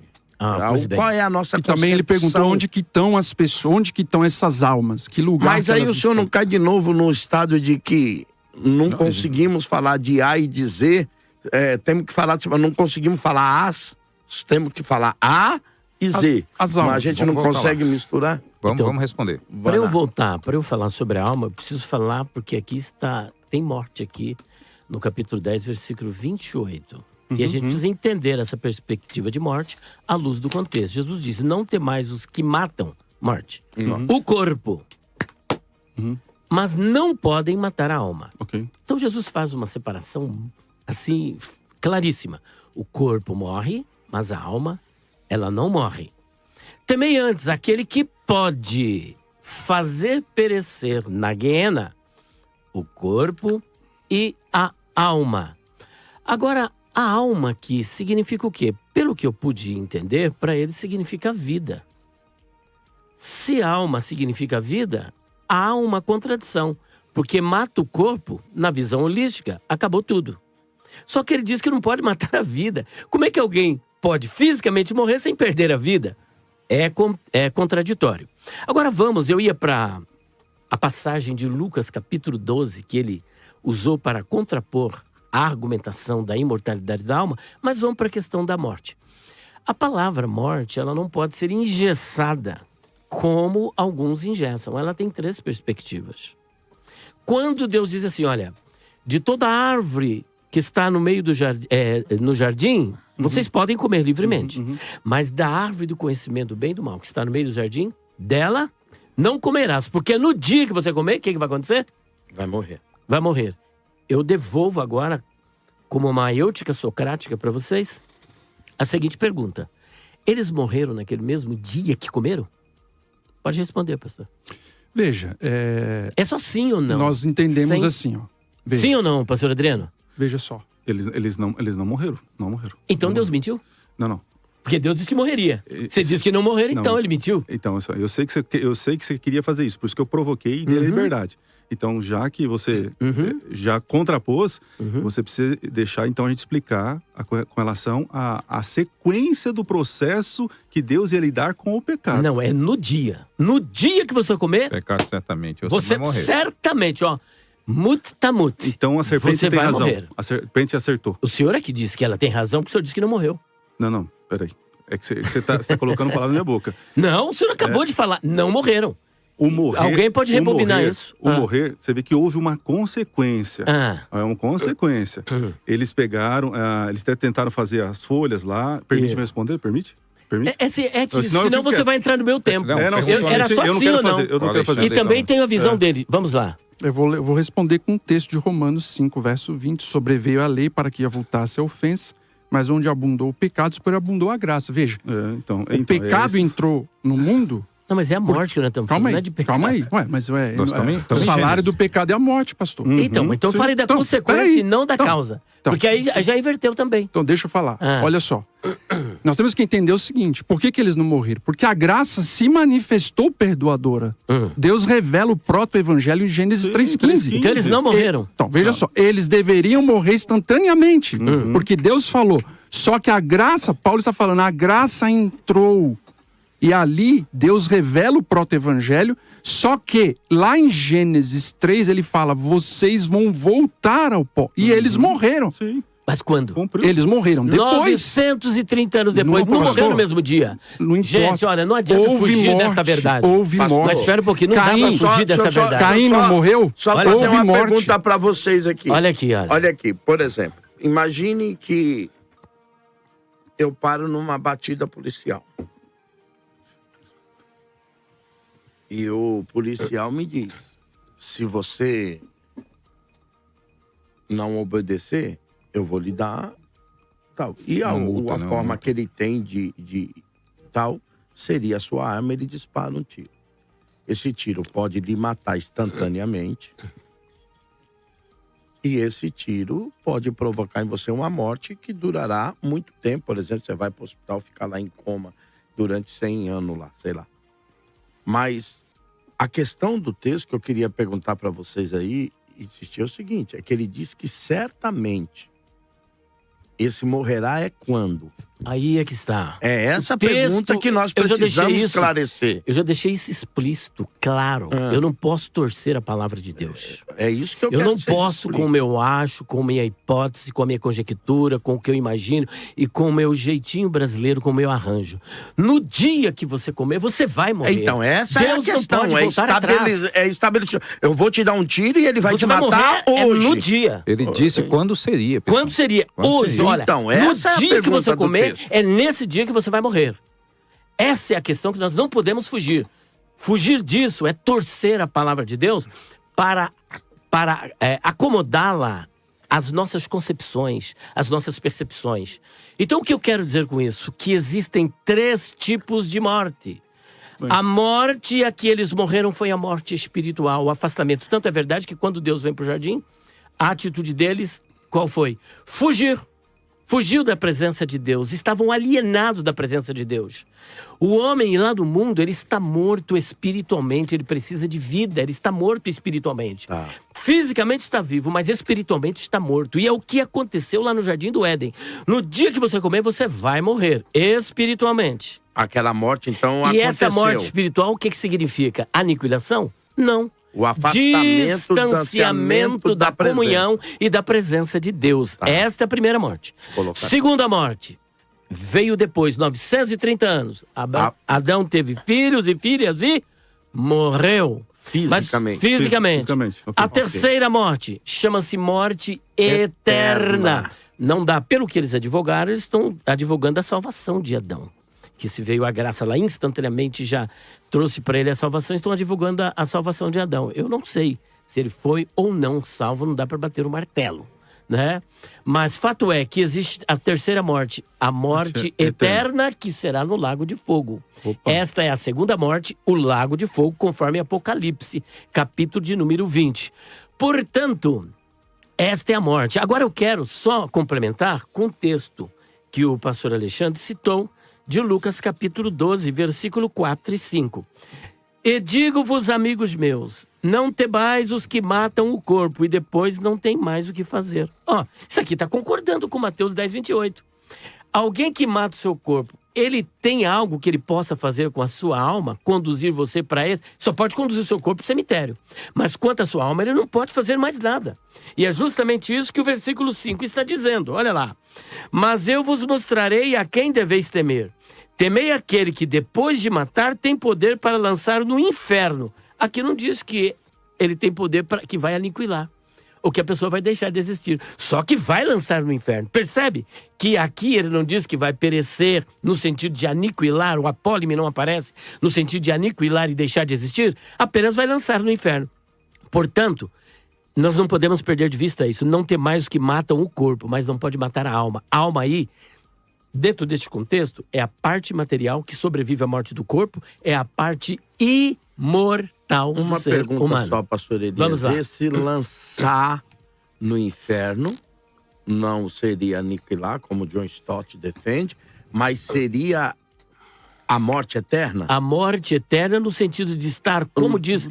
Totalmente agora distanciado da presença de Deus. Olha aqui, segundo os Tessalonicenses, se não me engano, capítulo de número 1, deixa eu ver aqui, versículo de número 9, eu creio que vai ilustrar muito bem, segundo 1, deixa eu ver se é o 1:9. Aqui, olha. Como labareda de fogo, tomando vingança dos que não conhecem a Deus e dos que não obedecem ao Evangelho de nosso Senhor Jesus Cristo, os quais, estes perdidos, por castigo, padecerão eterna perdição. Olha aqui. Ante a face do Senhor e a glória do seu poder. Ou seja, eterna perdição está totalmente distanciado da face do Senhor e da glória do seu poder. Estando no lago de fogo eternamente, porque o fogo é eterno, o castigo é eterno, Mateus capítulo 25, versículo 46. Irão estes para o Colassim Aionion, castigo eterno. Porém os justos para Dizoem Aionion, vida eterna. O adjetivo Aionion é o mesmo que qualifica o castigo e a vida. Se o castigo não é eterno, segue-se que a vida não é eterna. Não é.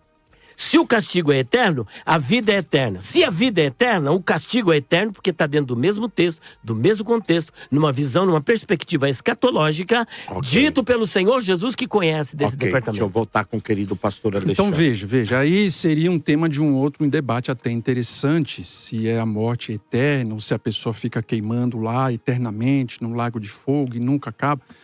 Agora veja, voltando ao ponto ali, o pastor Elias gastou um bom tempo ali falando da questão da humanidade de Jesus, que morre, não morre. Veja, nós temos que imaginar... Divindade, não é humanidade. Veja, vamos falar... Então, esse é o ponto. Que ele morreu e ressuscitou. Então, mas deixa eu só falar, pastor, que senão... Não, é porque o senhor colocou palavra na minha boca, então acho que eu tenho o direito de contrapor. Eu não cortei o senhor quando você estava falando. Mas eu não disse, eu cortou sim, várias vezes e outra. Eu não disse o que o senhor acabou de dizer. Que a questão era sobre a humanidade, mas sobre a divindade. Divindade, então. Mas Jesus é divino humano. Eu estou colocando aqui a humanidade. Agora sim. Tá. Então veja, toda essa coisa que ele criou, isso aí pro debate aqui é irrelevante, totalmente irrelevante. Porque nós estamos entrando numa discussão teológica sobre a divindade, humanidade de Jesus, que é um outro tipo de discussão.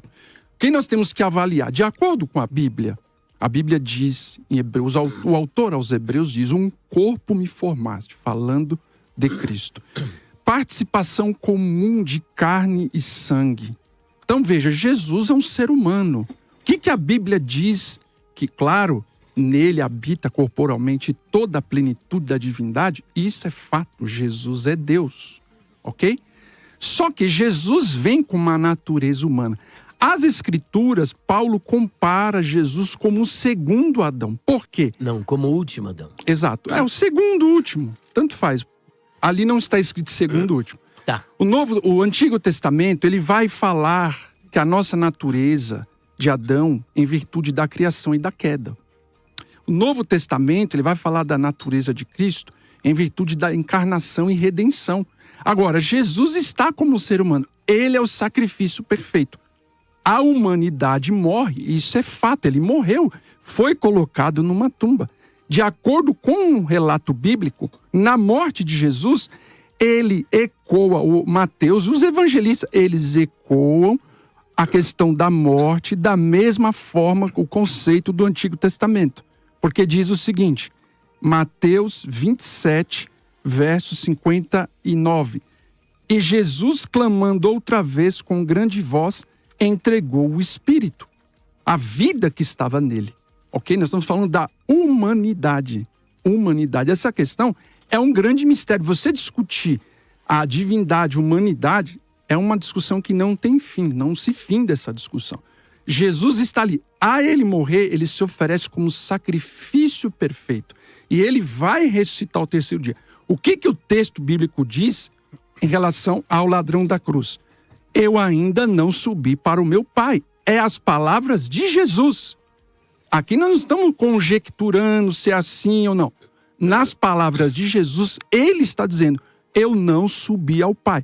Logo, ele não foi ao paraíso naquele dia que ele fala para o ladrão da cruz. Ok? Então, esse é um ponto muito claro. Segundo ponto. Quando nós estamos falando do ladrão da cruz, é um texto que aparece ali. Obviamente, quando Jesus ele fala sobre isso, até é interessante a gente até ler o texto, em Lucas 23, lá no finalzinho do Evangelho de Lucas, no verso 43, ele vai dizer o seguinte, e acrescentou, Jesus, lembra-te de mim quando vieres no teu reino. Então veja, eu não posso pegar o verso 43 e isolar ele, ficar martelando, não. Ele está falando o seguinte, quando vieres no teu reino, ok? Quando você analisa esse advérbio semeron, hoje, o que você vai perceber? Esse advérbio, ele, quando você vai estudá-lo, ele vai qualificar o verbo anterior. Isso em Lucas. Lucas usa, veja só, você tem 41 ou 42 vezes semeron no Novo Testamento. Lucas, no Evangelho e no livro de Atos, usa 20 vezes esse advérbio. E o que é visto ali? Nunca Lucas está colocando isso para uma questão, dizendo que vai ser agora o ladrão da cruz. Então, não é isso que ele está falando. Ele está dando uma informação. Eu estou te falando hoje que você terá a vida eterna. Ele fala, quando vieres no teu reino. Isso é muito claro nas Escrituras. Outro ponto interessante, veja. O pastor Adriano fez uma pergunta, não foi respondida ainda. Aonde estão as almas dessas almas que morreram? Existe, então vamos lá, o estado intermediário. Essas almas, na visão dos senhores, elas estão vivas. Tem vida nelas. Ok.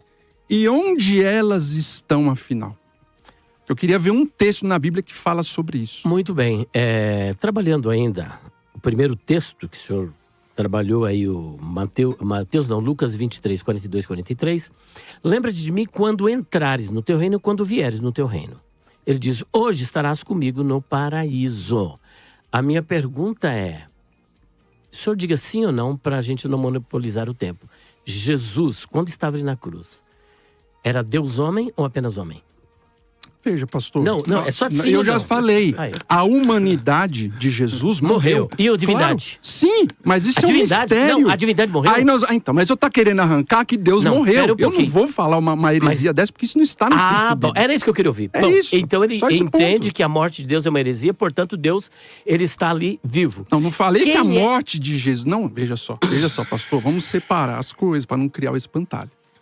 Eu estou afirmando o que está na Bíblia. Tá. Paulo está falando, Jesus veio com uma natureza... Tá ótimo. Claro que é uma natureza humana sem pecado. Sem pecado. Só que ele vai se oferecer como sacrifício. Então, a natureza humana morre. Isso como eu disse, essa discussão não Agora, tem fim. deixa eu só... Não, tem fim. Sim, o senhor acabou de dar o veredito dizendo que é uma heresia dizer que Deus morreu ali na cruz, portanto, Deus não morre.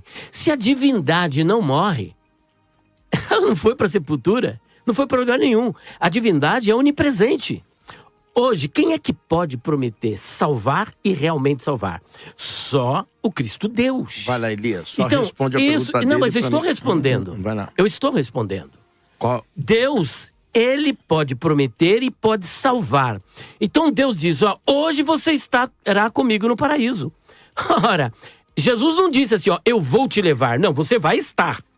Se vai estar, então o ex-ladrão na cruz, independentemente do que aconteceu depois, ele foi estar com Deus no paraíso. Eu vou perguntar aqui ao pastor Paulo se o senhor tem alguma resposta sobre a questão, se o senhor acredita de que essa alma está viva, se há necessidade de dizer aonde eles estão. Ou eu perguntaria ao senhor, porque é uma pergunta que A sua não palavra tá. necessidade é exatamente, eu acho que é a palavra-chave. Né? Se há há essa necessidade de dizer onde eles estão. O senhor consegue falar para nós, dar uma luz para nós, aonde, como é que é, se esse local existe ou não. Agora, antes disso, eu diria aos senhores o seguinte: os senhores são teólogos, os senhores são doutores. E os senhores vão concordar comigo que os senhores são a minoria do povo, tanto evangélico quanto aqueles que serão salvos. Tá certo? É tanto que a Bíblia especifica lá que ele chamou uns para mestres, senão todo mundo seria. Mas na leitura natural do texto, quando uma pessoa que quer crer no Deus das Escrituras pega o texto do ladrão da cruz e ele lê qual a concepção original que o texto passa para ele. Quando ele lê, hoje mesmo estarás comigo, como é que a leitura de o ser? Porque nós não podemos fugir disso. Não, eu não fujo. É fácil, ó. Da mesma forma, imagina uma pessoa que não conhece nada de teologia, leu isso. Aí ela falou assim, puxa, então quer dizer que ele foi pro céu? Só que quando ele começa a ler de maneira simples e clara, vai encontrar Jesus falando assim, não subiu ao céu. Opa, temos um problema. Então, o senhor acha mesmo Vamos lá. que o problema, ou esse é um problema, não, esse não é problema, esse é um problema teológico. Então, aí porque precisamos da quem teologia. crê nas escrituras não duvida. Por exemplo, vou lhe falar uma coisa, a Bíblia diz que o Jonas foi engolido pela baleia, certo? Eu não preciso ler que em 1976 uma cachalote engoliu um homem lá na Grã-Bretanha e que ele ficou vivo. Porque eu li, A Bíblia já eu diz. creio nas escrituras. Você crê Ela ou não não? precisa me explicar, eu creio. Eu creio tanto, pastor, se a Bíblia dissesse para mim que foi Jonas que engoliu a baleia e que depois de 13 dias cuspiu ela viva, eu acreditava. É Tá na Deus Bíblia. falando, é. Agora, a explicação, lógico que a Bíblia não faria, eu estou dizendo por questão de crença. Eu li, eu creio. Agora, é essa questão de que subiu, se não subiu, porque ele ainda não foi, porque ele não foi, porque ele é humano, ou porque ele é Deus, porque é humano. Irmão, isso é coisa teológica. Quero saber quando eu pegar o texto para salvação minha, que eu ler lá. Porque quando eu aceitei Jesus, Elias, eu não queria saber teologia, não. Eu li a Bíblia, o pastor chegou lá num culto e disse, você vai pro inferno se você não aceitar Jesus. Eu levantei minhas duas mãos. Agora, como é que vai ser? Hoje eu entendo, mas no dia foi essa a fé que gerou em mim. Vai lá, pastor. Vamos lá, pessoal. Quando a gente fala dessa questão de local, aonde está? A ênfase da Bíblia é sobre o novo reino. A ênfase da Bíblia não é sobre o lugar intermediário. Agora, não ter uma ênfase tão grande, pastor Elias, em dar detalhes desse lugar intermediário, isso não anula a imortalidade da alma, que é a nossa discussão aqui, pessoal. Mas o pior é que dá, né? Não, mas quando eu falo de dar detalhes, por exemplo, o Apocalipse 6, 9 a 10 que foi lido. Quando a gente lê esse texto, a gente vê como lugar intermediário. Agora, ali é igual a coroação dos santos, ali a gente tem como definir tudo isso. É essa transição que eu tenho que olhar na Bíblia e dizer assim, ó, a Bíblia é clara ao dizer, porque seria até absurdo, pastor Adriano, Deus, os apóstolos usarem uma analogia totalmente contrária ao que Deus pensa, ou que fosse pagã, ou que fosse... Porque a gente não tem como fugir desses textos. Esses textos são claros ao deixar claro que a pessoa, após a morte, ela não deixou de existir. Tanto é verdade que 2 de Pedro 2,9 diz que os ímpios já estão sob castigo. E lá na passagem do rico e Lázaro, que é uma história contada em forma de parábola, o rico já está em tormento. E o ex-ladrão na cruz no paraíso. Deixa claro. Lucas 16, 19 a 31, né? Então deixa claro. Seria, assim, uma coisa muito absurda, Deus... Olha, o debate está numa qualidade muito boa, mas que vocês são, hoje, talvez os recordistas de conseguir manter a audiência. Porque num debate como esse, vai chegando o final, as pessoas vão saindo, mas ela está aumentando. Parabéns aos Lucas debatedores. 16. Obrigado. Isso é a qualidade de todos vocês. Vamos Lucas lá. 16, 19 a 31, a história do... pastor, é uma parábola. Peraí, mas desde quando uma parábola é de um fato inexistente? Jesus citou um monte de quase 40, né, parábolas que nós reconhecemos como parábola. Porque Lucas 16, 19 a 31, muita gente não reconhece. Não mas reconhece. suponhamos que fosse. Vamos dar a Lucas 16, 19 a 31 a qualidade De o rótulo parábola. de parábola. Se nós fôssemos olhar Lucas 16, 19 a 31 como parábola, é parábola. Parábola é o quê? Parabalo, jogar do lado, fazer uma comparação. Jamais ele pegaria, como ele nunca pegou numa parábola, algo inexistente, improvável, impossível, para trazer um assunto de uma verdade espiritual. Então, quando nós pegamos Lucas 16, 19 a 31 e dizemos assim, tá, mas é parábola, isso não muda. Se fosse, eu não creio que era. Acho que você também não crê que era. História Também contada em forma de Entendeu? parábola. É uma história contada. Até porque tem uma característica ali interessante. Tem o Lázaro, tem o Abraão, tem nomes próprios ali que parábola não possui. Mas, quando a gente lê aquele texto, então o que é que nós temos ali? Lucas 16, 19 a 31. Temos um estado intermediário. Se você disser, não, mas é uma parábola, pergunta fica, qual parábola foi de um fato inexistente? Qual parábola que Jesus contou, se a própria essência da parábola é eu lançar ao lado e fazer uma comparação com algo que existe, Para ilustrar. algo que é crido, algo que é acreditado, para depois eu dar um sentido espiritual aqui. Por exemplo, que Jesus usou lá a parábola do semeador, e o semeador saiu a semear. Da dracma Ele está perdida. usando ali literalmente aquilo que era corriqueiro Ele só do usou- dia a dia de um semeador. Jesus viu e falou, vou ilustrar isso aí aqui. Só no- usou parábolas de fatos existentes. Ele nunca usou uma parábola de uma coisa que ninguém sabia. Ele inventou uma mitologia. Exato. Agora, se nós partirmos desse pressuposto que a regra de Jesus é parábola de coisas existentes, por que eu não tenho um período intermediário ali? Por que eu não posso chegar e dizer assim, tá aqui um período intermediário, E onde as almas estão conscientes. conscientes? Que é E o os tema. dois está, do de Os Pedro, dois. que o senhor disse que já está sofrendo, Sob castigo. e o Dessa do passagem. do lá. Agora, Lázaro, do rico. nós, geralmente, imortalistas, reconhecemos que esse estado não é um estado pleno, Justamente. nem por sal. O Apocalipse 6 fala das imagens debaixo do altar de Deus. Debaixo do altar de Deus. Falando o quê?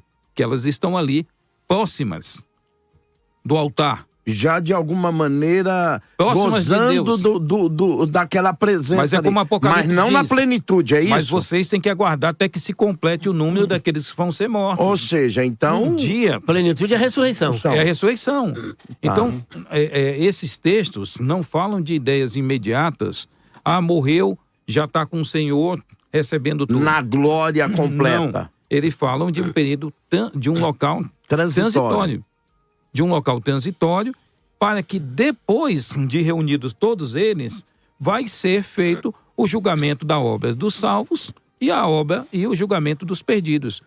Qual Todos o os nome dois que o senhor informam. daria a esse lugar, segundo a sua crença bíblica? Lucas 16, 19, 31 chama de Hades, que é a mesma palavra que é usada em grego, inclusive na tradução grega, na Septuaginta, para traduzir o lugar dos mortos, o Sheol.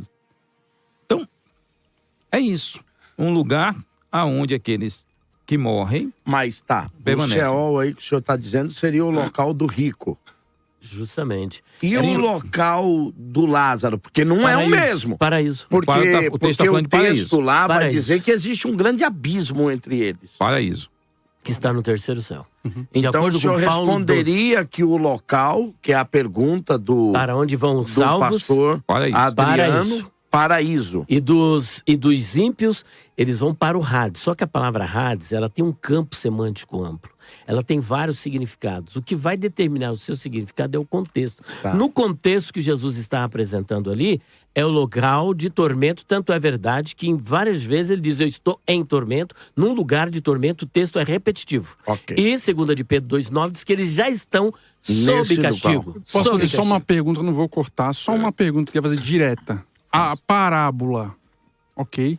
É claro que é uma parábola. Isso é muito Não, claro. eu não sei se É uma parábola, tá? Porque o texto não diz assim, então contou-lhes uma parábola Então, dizendo. mas aí se você voltar ali Entendeu? em Lucas 15, quando você tem lá a parábola, por exemplo, do filho pródigo, certo homem, continuou, certo homem tinha 2 filhos, etc, etc. Não fala aqui da E parábola. qual que é o nome do filho? E é uma parábola. Exatamente. Tá? Mas Qual que é o nome próprio. do filho? Depois, no verso 8, 15, verso 8, uma mulher que tinha 10 dracmas, etc, etc. Então, só um ponto aqui, mas eu queria só fazer uma pergunta direta.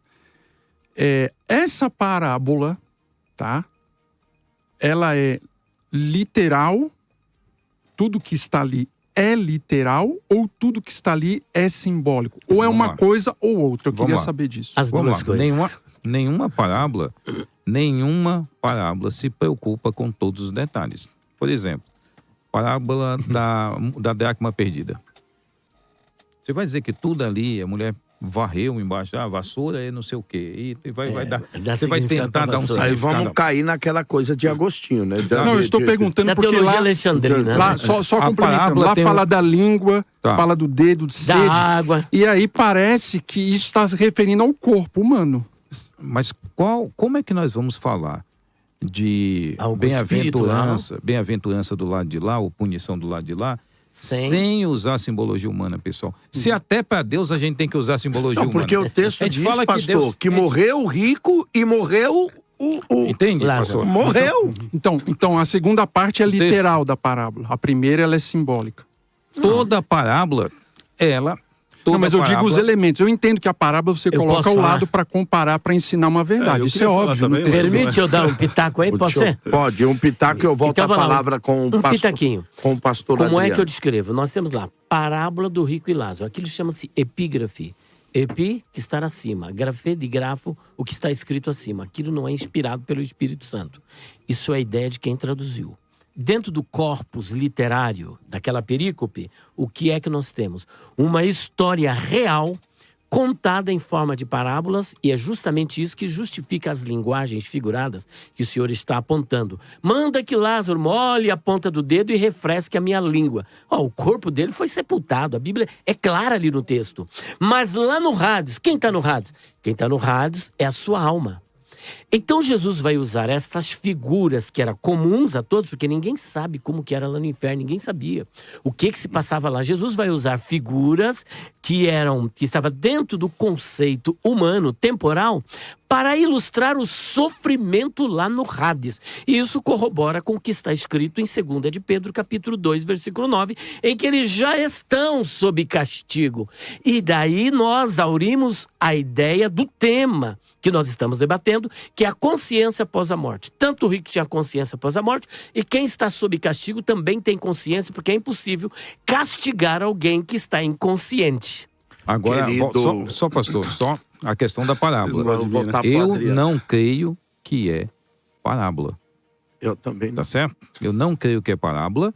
Simplesmente, Jesus está contando uma história e dando detalhes dessa história. E só estou falando da questão de parábolas, porque existem parábolas Figuras que Jesus que- contou, que são termos figurados que ele está usando ali a partir das verdades que aquele povo estava acostumado a ouvir. Ele pega uma história contada e dá um tom de espiritualidade e de verdade espiritual no outro nível. Tá, querido pastor Adriano. Bom, eu vou ligar a velocidade 2 para dar tempo, aí, tá? Então vamos lá. Eu agradeço a resposta, né, sobre a questão da morte. Então, eu entendi que são 3 níveis de morte, né? Espiritual, concordo. Tem pessoas aí mortas espiritualmente, abandonadas dos caminhos do Senhor. Então, fisicamente, eu concordo. Ok, a pessoa morre, vai pro pó da terra, beleza. E a eterna também concordo. Só que ainda não foi respondida. A morte é não existência de vida ou é uma mudança de lugar? Então, eu tô vivo aqui...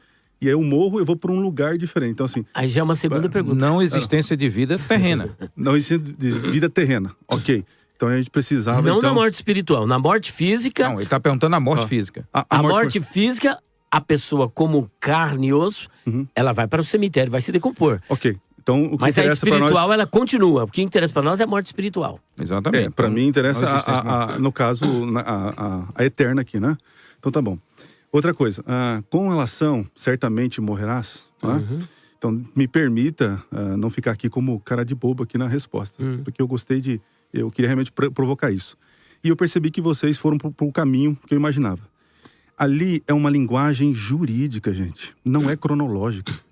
Então você olha o paralelo, certamente morrerás. E aí depois no verso capítulo 3, 19, vem, você vai voltar ao pó. E aconteceu, era uma sentença jurídica, porque o pecado...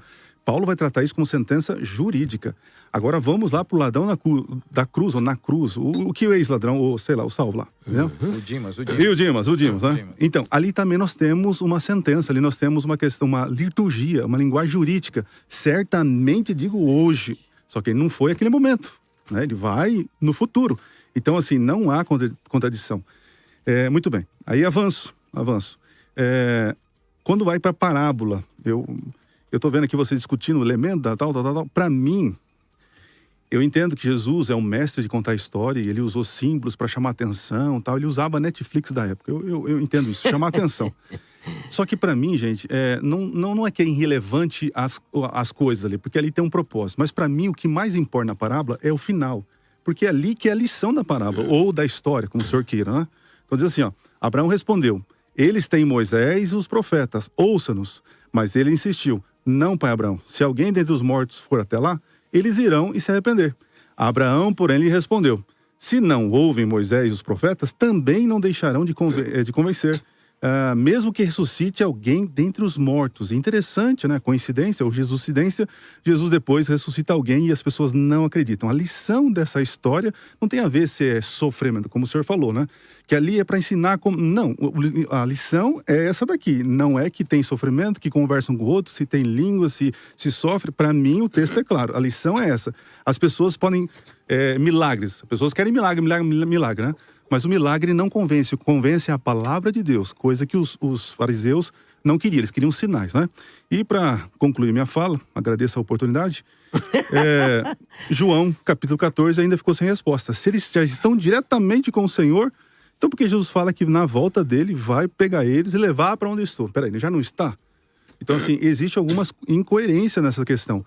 E morte, ainda fica essa coisa. A pessoa que ganha vida eterna, interessante, ó.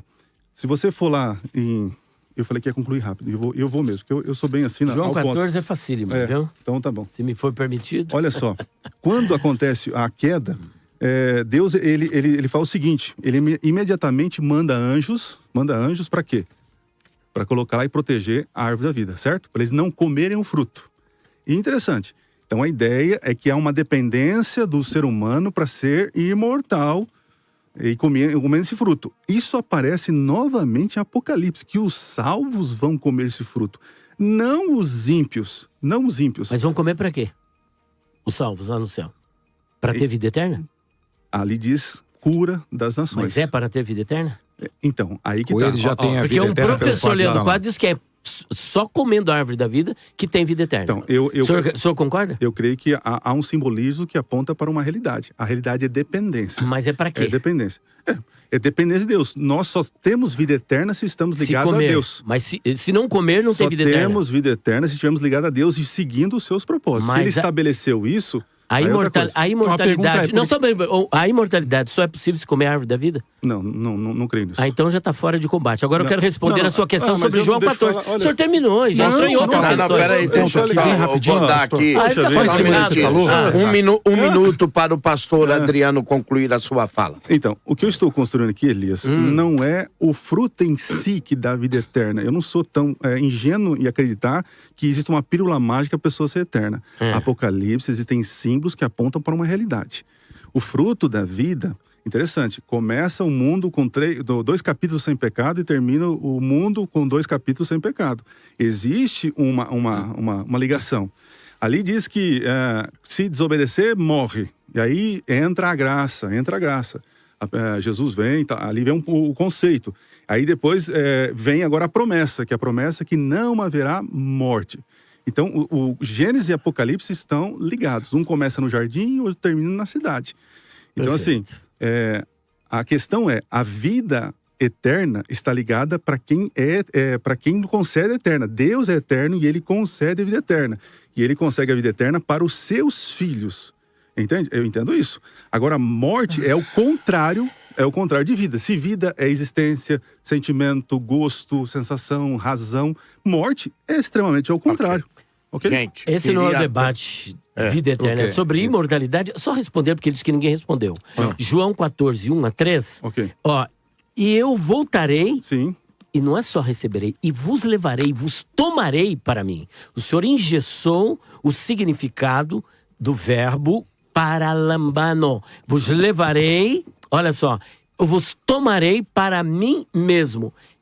Ou seja, como é que, se a alma já está lá no céu, como é que ele vai tomar? Vai tomar o quê? Haverá ressurreição. Jesus ressuscitou e nós iremos ressuscitar. Tanto é Então, verdade a que solução para a Paulo... morte Não, veja é- bem, a alma, ela é imortal. Jesus está falando acerca do corpo, porque no retorno dele, o que vai acontecer? Ressurreição dos A mortos. trombeta vai soar, vai ecoar, o brado de Jesus, que é o alarido, vai soar, e os mortos, corporalmente, irão ressuscitar, como Paulo apresenta isso em 1 Coríntios capítulo 15. Então, o que vai ser ressuscitado e vai ser tomado por Jesus é o corpo que vai se unir a esta alma, que já é imortal, para estar com ele e estar respondido. Ok. Interessante que a Bíblia dá mais ênfase em ressurreição, né? Que a esperança é ressurreição, é despertar os que dormem.